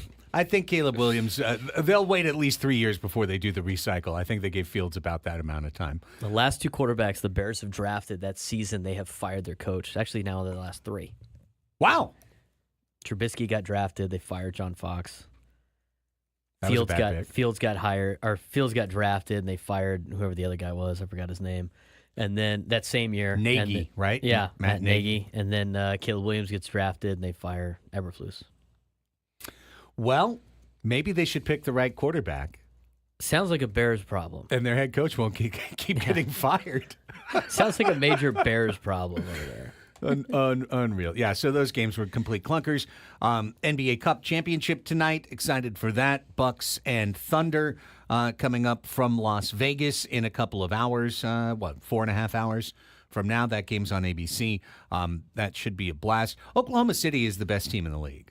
So, and they're playing without their superstar, Chet Holmgren, who was second in Rookie of the Year last year, but in any other year to Wembanyama, he would have been the Rookie of the Year. He's a 7-footer. He blocks shots. He runs the floor. He dribbles between his legs. He hits 3-pointers. He's an incredible star. But he went up for a dunk block about 6 weeks ago, landed on his hip, and broke it. Wow. Yeah. That's not good. It's not good to break your hip. No give on that floor. Wow. Yeah. Could you imagine? No, that's very painful. And as a 7-footer, think about the future and man. just, that hip's probably going to hurt every year in the winter. You know what I mean? Like one of those, my old hip got me. Remember that time I blocked the shot? So I would imagine he's out for the season, right? He's not necessarily. Okay. He's not necessarily out for the season, but he's not in today. Yeah. He's I wouldn't definitely think so. not in today. Milwaukee started the year 2-8. And what turned them around was playing in the NBA Cup. Once the NBA Cup group play started, they locked in. They got a couple of wins. That built some confidence. All of a sudden, they won 7 in a row. Now Milwaukee is right back to where they're supposed to be. But it's a really big game for them because you got that Giannis, Dame Lillard combination that was put together last year. And it's one of those, hey, they're both great. They're both getting to the wrong side of the age curve. Giannis is superhuman. Dame is now in his mid-30s. Are you really going to win a title? Are you really going to do it? Like you were supposed to do it last year. Yeah. It didn't happen. It wasn't happening this year. But this could be a chance to actually, lift a cup. Mm-hmm. You lift a cup, you start moving in the right direction. Mm-hmm. So that'll be fun. That'll be at 5:30 tonight. The one game we really didn't talk about yet, and, listen, we're not going to sit here and do a 10-minute preview. Go to the Triton cast for that. But UCSD plays at Utah State tonight. The Aggies are undefeated. They're 10-0. The Tritons have won 7 in a row. Yeah, they're doing really well. Incredible. Mm-hmm. Tritons. But this is going to be a big test. This is a big one. Yeah. But this is one of those ones. And again, like before, every time we brought this up, it was kind of like, well, that's cute. Yeah, by the way, there's other teams in town other than San Diego State. Here's their flower. Bloop, throw it their way. Good luck. The Tritons can make the tournament. They can make the tournament. That'd be so cool if they do. I'll go crazy. Yeah. Like, that'd be the kind of thing I'd actually think about paying to go to wherever it was to go to the game. Just because, what does Lenardi had him at right now? He had him as a 12 seed, I think. It comes out every Tuesday and Saturday. So okay, there's a new one now. Look it up real quick. Well, please do. And I assume that when he has him in the bracket, it's because he's got them penciled in as the Big West champion. They are currently the Big West champion because they have one win more than Irvine does. Irvine isn't at large right now. They're like first 4 out, which is good news for the Big West that they have a team that might be able to make it outright without having to win their conference because it's usually just being a one-bid league. Right. So there could be a chance, and I'm sure the Big West loves the fact that, if they could have Irvine make it as an at-large and then have UCSD or really anybody for the Big West to make it and have two-team bid league or 2-bid league would be great for the Big West. But, yeah, as of right now, first 4 out, Nebraska, BYU, Irvine, who just took their first loss of the year at Oregon State over the weekend on that list. UCSD currently is listed as a 12 seed as an automatic qualifier.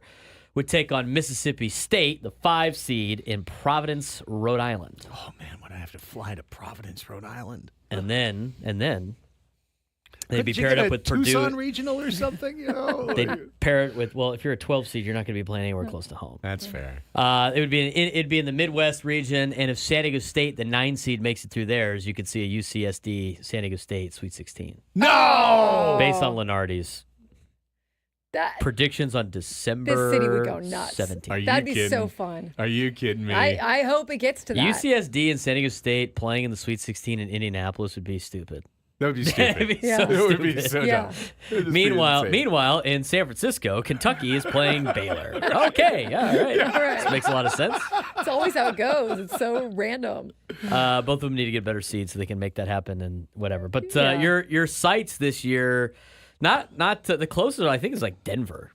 Your first round sites are Lexington, Denver, Milwaukee, Cleveland, Wichita, Seattle, Raleigh, and that's the first round. Your Sweet 16 Elite Eights are Newark, Indianapolis, San Francisco, and Atlanta. I don't know where the Final Four is this year. I'm sure it's New Orleans or something. Denver It's easy like to get to. Seattle easy to get to. I don't know where I can't never remember where the Final Four is because it usually just goes to 4 cities. It's like New Orleans, Indianapolis, one of the one city in Texas, Right. and then that's about it. And they play in football stadiums, and it looks dumb. Yeah, exactly. Sometimes they'll play in the Alamo Dome or maybe the Energy Stadium in Houston. Yeah, like that's where San Diego State played. It's like for every Aztec fan that went, they said it was like the dumbest thing ever being in a football stadium. My parents went to the Final Four one time in New Orleans. They're at the Alamo Dome. There you go. Alamo Dome. But then they're at Alamo. Lucas Oil the next year in Indianapolis. So yeah. That's what happens. You build a big stadium, you can host these Right. things. Yeah. But you're right. It is kind of weird. Alamo Dome, Lucas Oil, Ford Field, Allegiant, back to Lucas Oil, AT&T, It's all the Mercedes-Benz. football stadiums that are already gigantic for football, let alone basketball. Yeah. Let's be honest. If you are one of the 88,000 people inside the Alamo Dome, you really just paid to watch the game on TV inside the A stadium. giant monitor, just to feel you paid for the atmosphere around you. Right. Alamo Dome. No, I mean, for real. Because when you look down, you see little ants down Especially there. if you're up, I mean, that's really in like any of those seats, unless you're courtside. Yeah. I mean, it's far away.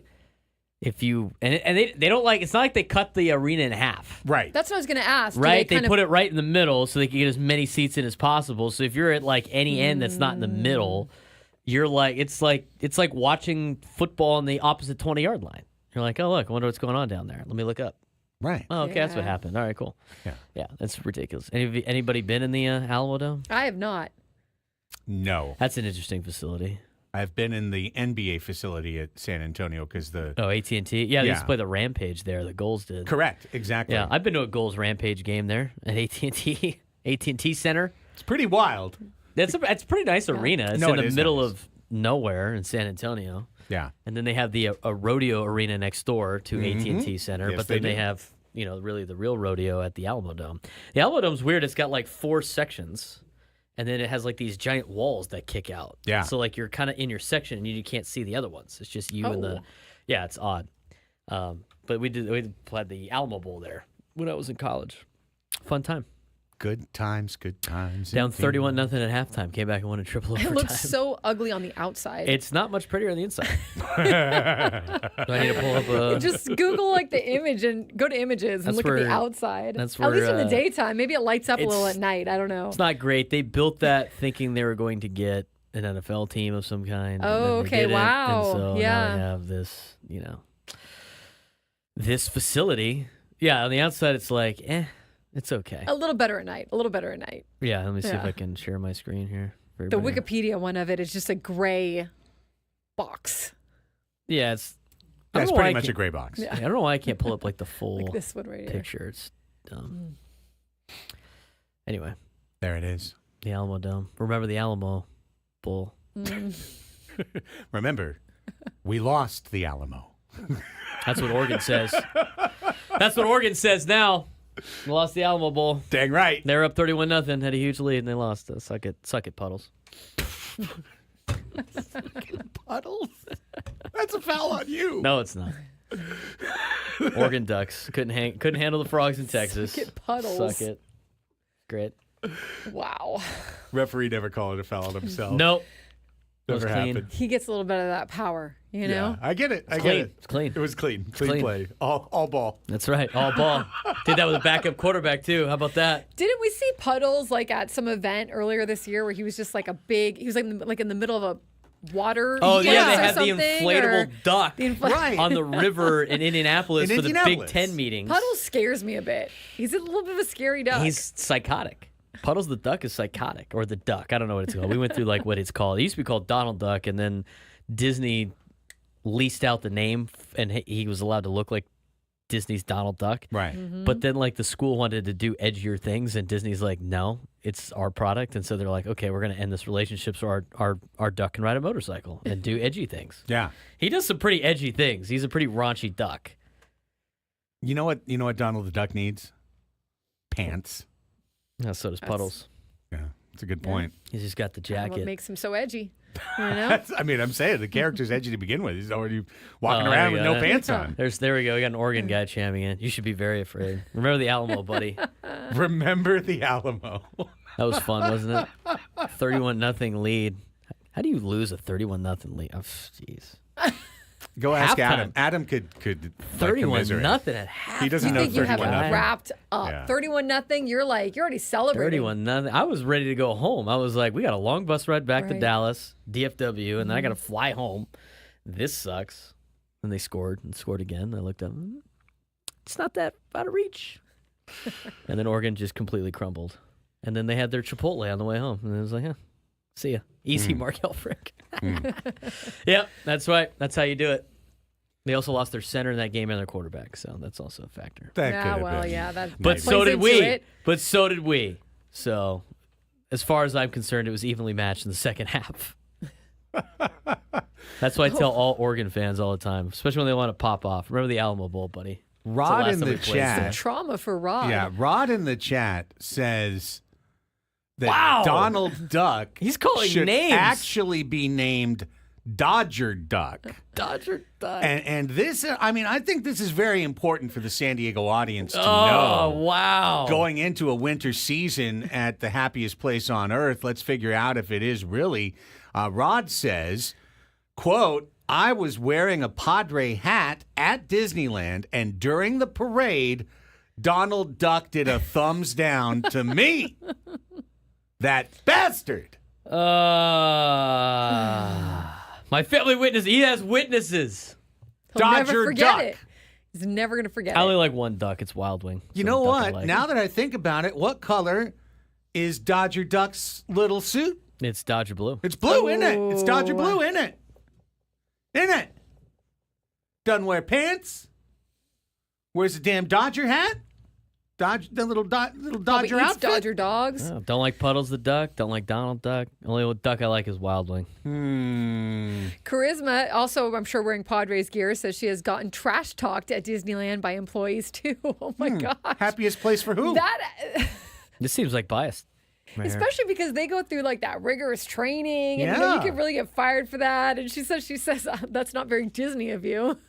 Seriously. Donald Duck needs a foul. They're all like That's a trolling foul. you while you're there, Foul on mean- Donald harassing Duck. you.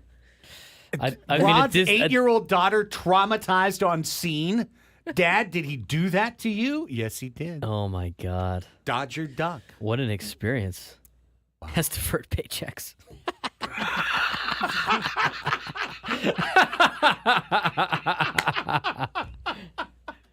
Guy's all Mickey gets salty. every dime up front. Let me That's tell you right, what. he does. Mickey gets every dime Donald up gets front. deferred payments. He's a salty sailor. He's got his little sailor hat and didn't like the Padres brown and gold, apparently.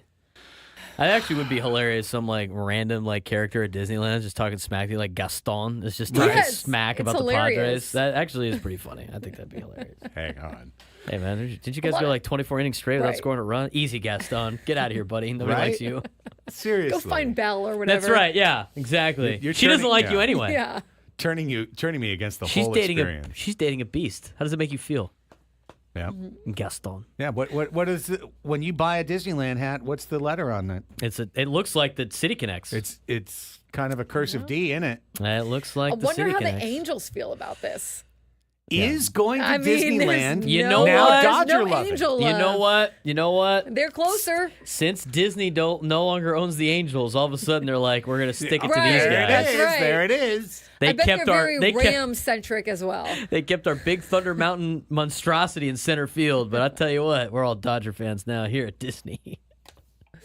Unbelievable. Their bosses probably say it's fine. It's fine That's now. right. Yeah, that's right. We won the title, so That's right. Dodger Duck. Dodger Duck. Sounds brutal. Ooh, man. Now I've got to get back to therapy, but first we're going to take this time out. When we come back, is anything going to come out of the PGA Tour and Live Golf other than today's silly 2-on-2? Remember, aren't they like partnered or something? Didn't they do something? It was not like a year and a half ago that Yeah. they like agreed that they're going to do something. And They then agreed to nothing's try happened. and agree. Yeah, and then nothing happened. So far, Yeah. nothing. Right. No agreement yet. Just crickets. We'll dive into it when we come back. That's it.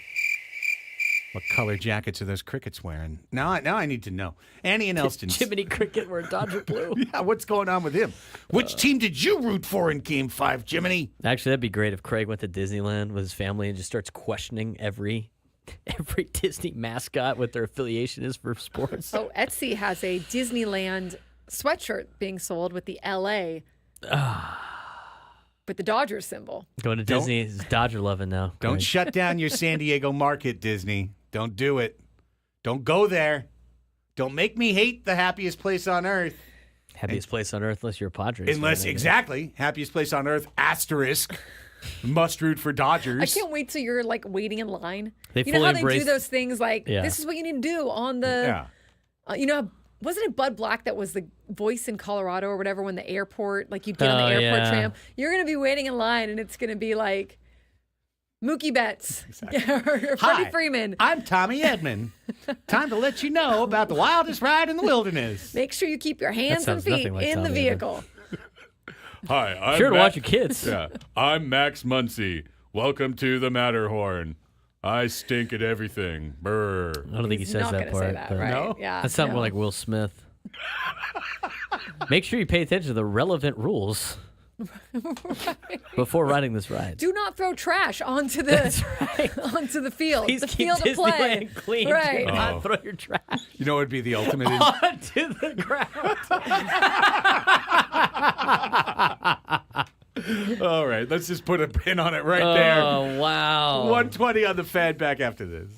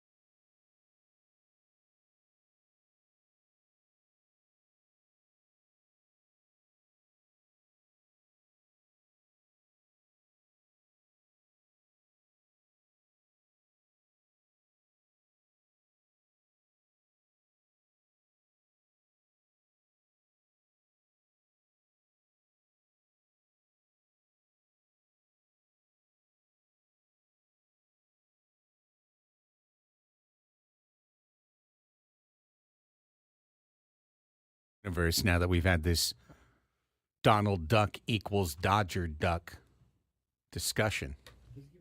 They're giving away Disneyland tickets at the desk. What station is that? Is that Kixie or is that Kson? You should put a disclaimer. Yeah, the tickets. Well, they're all, that is a Dodger place. Right. Basically Dodger loving. Yeah. To be at Disneyland now. Yeah, especially if you take a picture of Donald Duck. SMDH. Situation is definitely deteriorated. I mean, I was thinking of going to Disneyland during the winter break, but This has changed your mind. now. Just go and be all Padres out. Yeah. Just gear, full gear Just out. make them look at you. Going to the Lions Den. Yeah. I like that idea. And then go on that Jungle idea. Cruise and check out the Lions Den. Yep.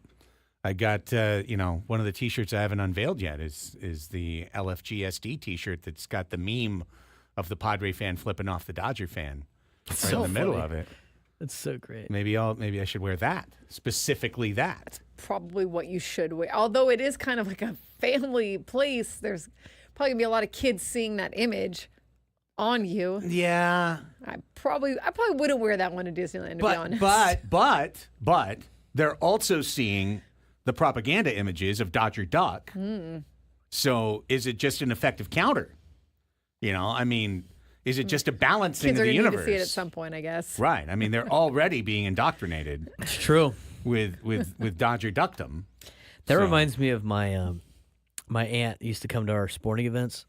She'd ride her motorcycle sometimes, and she went to my sister's softball tournament, whatever, some all-star tournament she was playing in Powell. I wish I knew how to ride a motorcycle. And she had she has bright orange long sleeve shirt. And on the back it said in big letters, "Can you see me now? Bleep hole."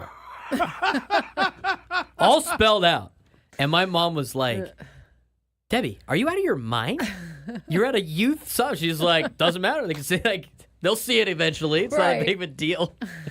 They got to grow up sometime. That's right. "Can you see me now? Bleep hole." Yeah, you would. So I think all these comments in the chat are saying they won't let you in. You'd be pulled aside. Yeah, and that's then right. they would make you buy a shirt. A blue shirt. That's That's probably going right. to cost you like $56. Probably has an LA on it. And Right? Dr. Coldclaw in the chat says, wasn't that a duck that flew through Dodger Stadium in the 22 playoffs? No, that was a goose, bro. That was a goose. But good memory, a goose. The duck, I think, was hanging back in the actual dugout. Like the duck was waiting to celebrate. Donald Duck. Duck was waiting, rubbing his little webbed feet together, going, "Here comes a win." And then The goose said, Yeah, the goose got loose. Not on my watch. Goose got loose. And that was that. Or you can make a Donald Duck shirt with him wearing Padre stuff. That'd be kind of, yeah, you could. I think this is going to be a topic on tomorrow's show. I don't have the time to read this right now, but Major League Baseball did a gigantic, apparently 12-year research project. I saw this. On pitching and arm injuries. Yeah. The TLDR is the harder you throw and the more spin you put on the ball, the more likely you are to get injured. They go into a few other things. For example, starting younger is detrimental in terms of if you're throwing really hard or you're trying to do too much with your arm. They kind of went into, is it worse for some pitchers to throw less? Like we all think, hey, 6-man rotation or throw less. And there's an argument in the article about, and we should get into it more tomorrow because I just skimmed it too, but about that sometimes causes more injuries because pitchers throw too hard when they're out there. They're only out there for a limited amount of time. But it turns out, from what I could tell, it all comes down to velocity. There's other nuances here and there, but the velocity is what it eventually hurts your arm or causes an injury. And I feel like it's great they're doing a study. Yeah. But I feel like that's kind of been the thought here for a long time. For sure. And I see a passing tweet, which is quite interesting because they're pulling some of the graphs out of the whole research paper and posting them. And the graph that he's locked into is the number of players who threw 95 or higher at the Perfect Game National Showcase. That is a high school showcase of pitchers. And it was 5 in 2014, 5 in 2015, and then 7, and then 6, and then 3, and then 8, and now we get to the last half decade.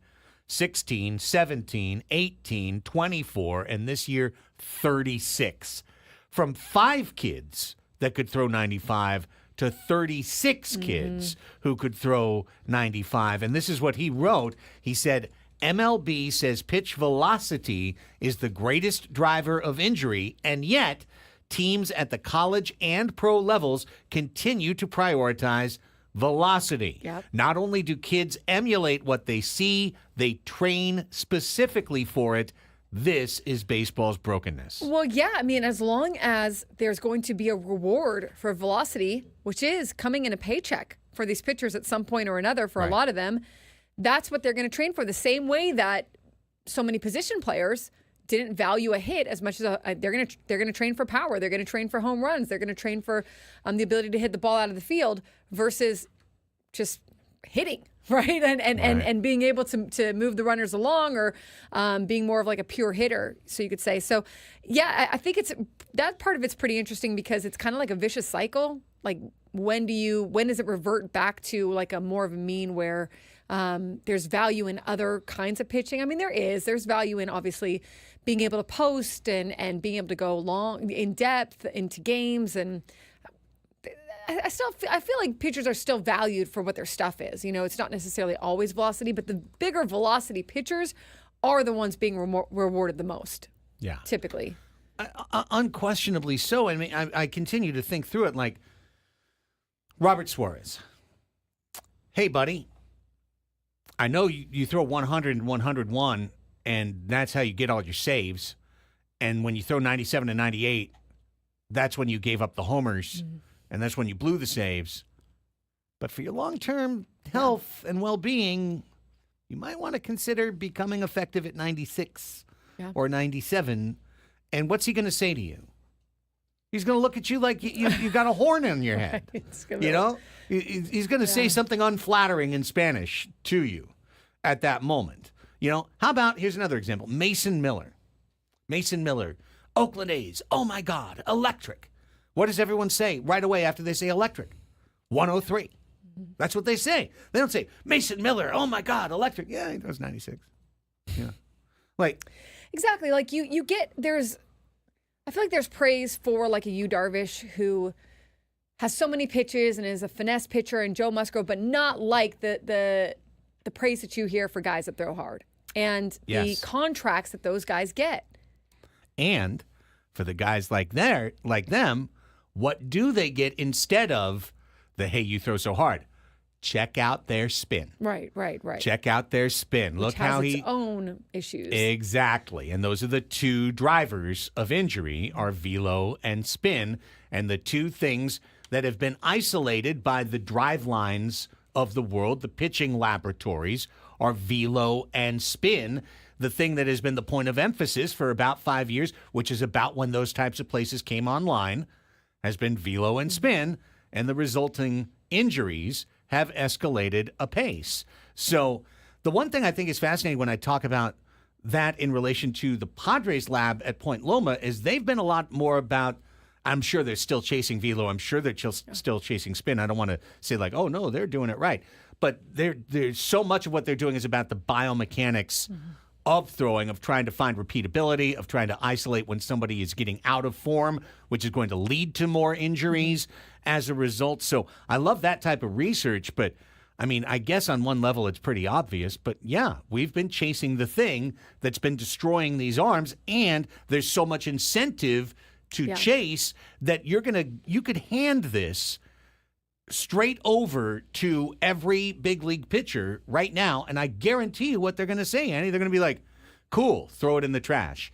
I'm going to go ahead and throw as hard as I possibly can. Yeah, I don't know how you exactly break the cycle, you know?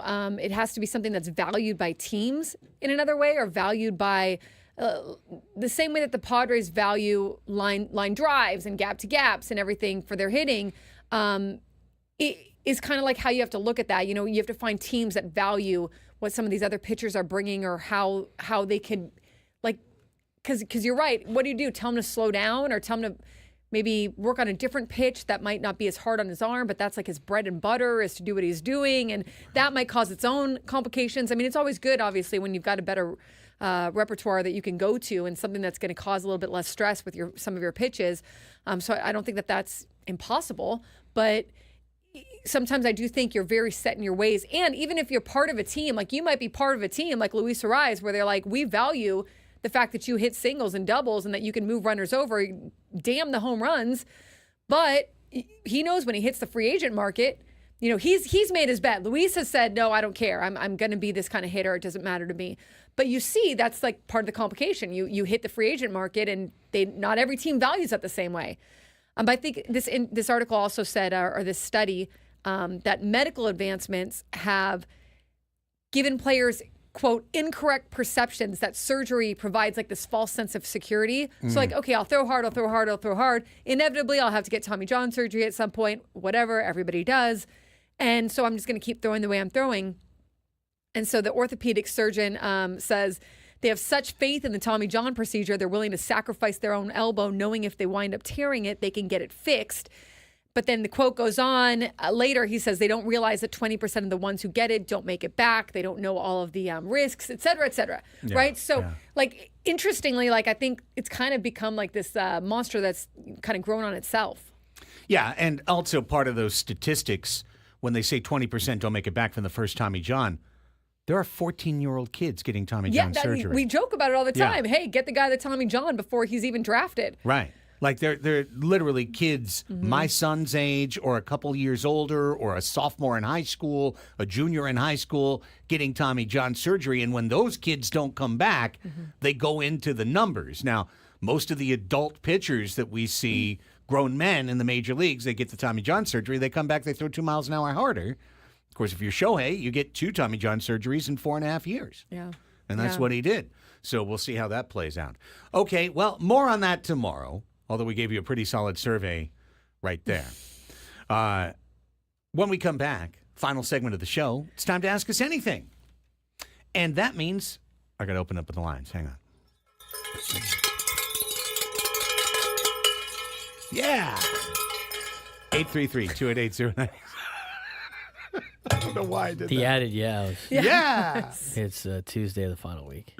That probably need to come on Friday, maybe. Going to put the ribbon back on my head. 833-288-0973 is the number. 833-288-0973. Give us a call. You have 12 minutes to call the show. 12 solid minutes. And if you call within those 12 minutes, we'll throw you on hold. We'll put you on the air. All we ask is that you have a question ready to ask the show. It can be about anything. Annie and Elsten, San Diego's #1 sports station, 97.3 The Fan.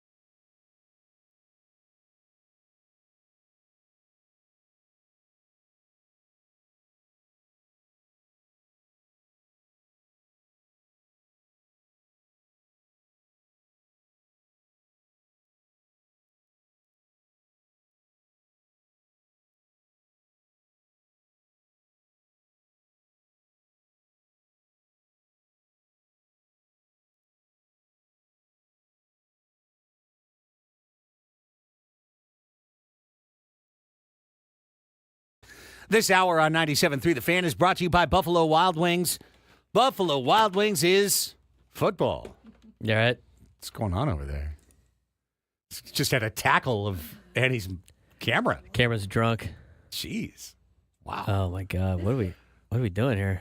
This camera has not been behaving today. No, it is not. And it's been I did very not help wayward. No, you knocked it out for a little Just bit. like You made it giving woozy. Whack. Hey, It's San wounded. Diego, hey, San Diego sports fans, head to your local Buffalo Wild Wings. Try their new maple chipotle sauce for rich maple sweetness and a mild smoky chipotle heat. Or for a bit of a kick, check out the new Cajun sauce, a rich blend of spicy and tangy pepper sauce. Stop by your San Diego B-Dubs or order now for takeout and delivery with Buffalo Wild Wings. Go. We have some breaking news. What? Do we really? From Jeff Passan. Finally. Cody Bellinger has been traded. This has nothing to do with the Padres, by the way. Cody Bellinger has been traded from the Chicago Cubs to the New York Yankees. Only matter. That's all I got. That's it. I don't know what they traded back. Well, I'm sure we'll get it in a minute or two. So Bellinger, Belly to the Yankees. 2 years left on his contract, has an opt-out at the end of the season. He had an opt-out at the end of this season. He opted in because he didn't have close to the year that he had last year. But what better ballpark for Cody Bellinger? Oh, I know. Right? Yes. Yeah. Like, there's two guys that I could think of right off the top of my head that I'd be like, yep, Yankees. And he would be one, and Jock Peterson Yes. would be the other. Absolutely. Could just yank the ball into the short porch over and over again. Now, having said that, Cody Bellinger was an all-pull, all-strikeout, all-power hitter with the Dodgers. And when he went to the Cubbies, the thing that turned him around was that he deleted some of that power, went the other way, flattened his swing more, more line drives, more average. So, open question, but when you're moving on from Juan Soto, you know, and you've got a ton of money to spend, getting Bellinger probably was a reasonable deal for the Yankees. We'll find out the take here momentarily. And for the Cubbies, they got Kyle Tucker, so they're in good shape with that. And they get right-handed reliever Cody Poteet. Thank you to the Cubs. So Cody Bellinger and Cash go to the Yankees per Jeff Passan, and then right-handed reliever Cody Poteet goes to the Chicago Cubs. Bellinger and Cash. Doesn't say how much cash. And just a reliever. Kind of seems. Cody Poteet. Let's take a look at Poteet. All right. Well, The name sounds familiar. Yeah, he was a Marlin previously. Well, Adam says it. Klug in the chat says it was a salary dump. Yeah, that's why I know where he's from. He went to Christian High School in El Cajon. Hey, he's a San Diego guy. That's awesome. And then went to UCLA.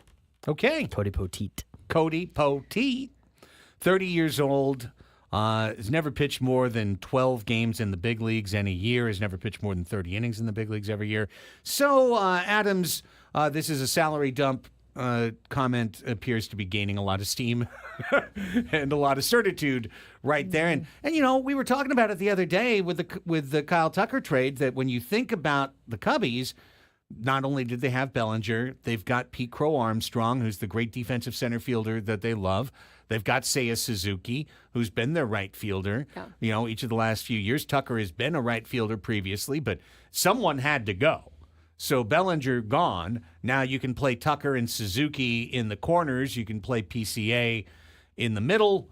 And in all likelihood, Bellinger will play some outfield for the Yanks, and he'll probably play some first base because Anthony Rizzo, isn't exactly a guy you can count on to go 150 games. Yeah. Yeah, I mean, it's something. I feel like it's something for us to get to sink our teeth into a little bit here during this week. But, yeah, it seems like a need for need is essentially what they did. Yeah, and, hey, why couldn't we get Cody Bellinger? Well, he's got a lot of money. A lot of money. Attached to his name. Yeah, what's he making? A lot of money. What's he making this year?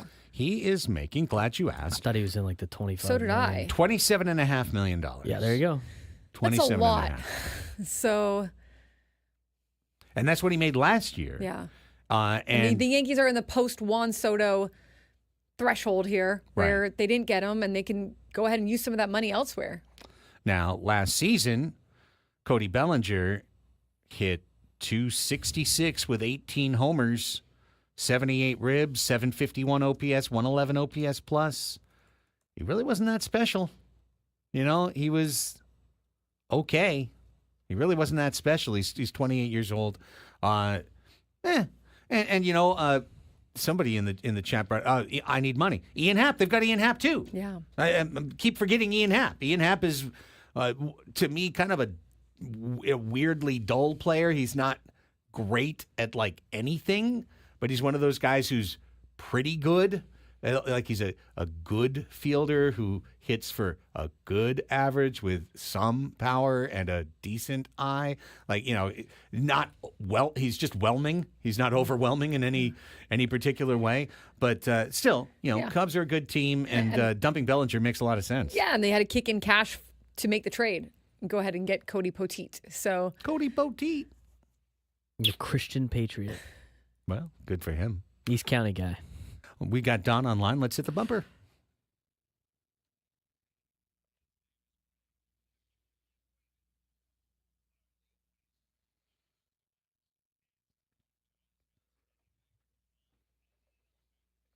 Bob Nightingale says Cody Bellinger has been told he'll be the center fielder for the Yankees. I saw that. That Aaron Judge will go to right field. Oh, wow.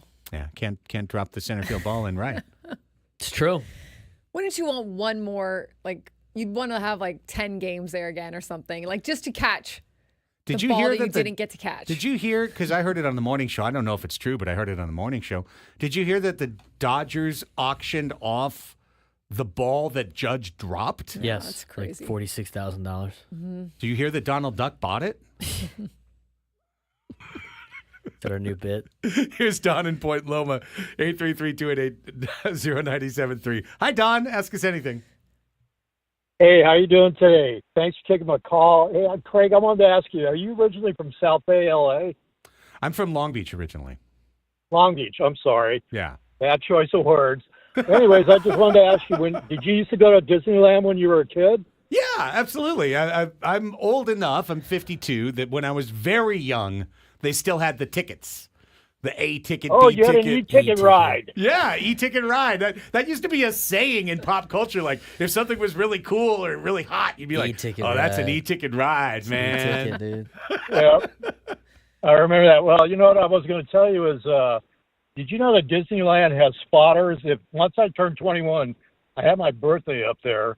We took the monorail over to the hotel, and we were going to have a beer, and then we'd come back. There's these spotters that are watching people to see if you're intoxicated or not.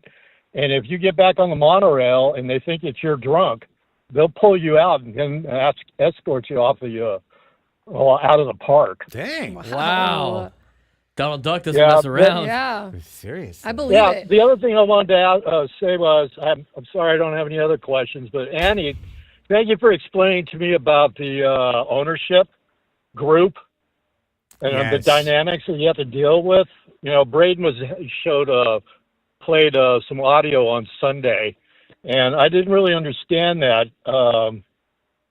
What is it, like almost like a boardroom where you got all these board members that are all throwing in, they throw in all their money, or they throw in money, and then they're asked again later on to throw in more money. Yes. Yeah. Thank you for the comment. But yeah, exactly. Like if you are at that kind of upper echelon of ownership, you are asked to make capital calls. So you're putting in your original money, or at least every team does it differently. But you're putting into your original money, and then on top of it, you are asked either sometimes back-to-back years. Like there are concessions that some owners, when they buy in, they'll make, like we won't do a capital call back-to-back years, or we'll only do one every this many years. Like, right. But some don't. And sometimes it changes, and you can get some angry owners that way. That was a great piece from last week. Thank you, Don. Outstanding call. Thanks to everybody for participating in today's show. Annie and Braden and I will be right back tomorrow with 4 more hours for you. But stay tuned. Gwen and Chris are up next. For Annie, Braden, I'm Craig. Have a great day. Bye.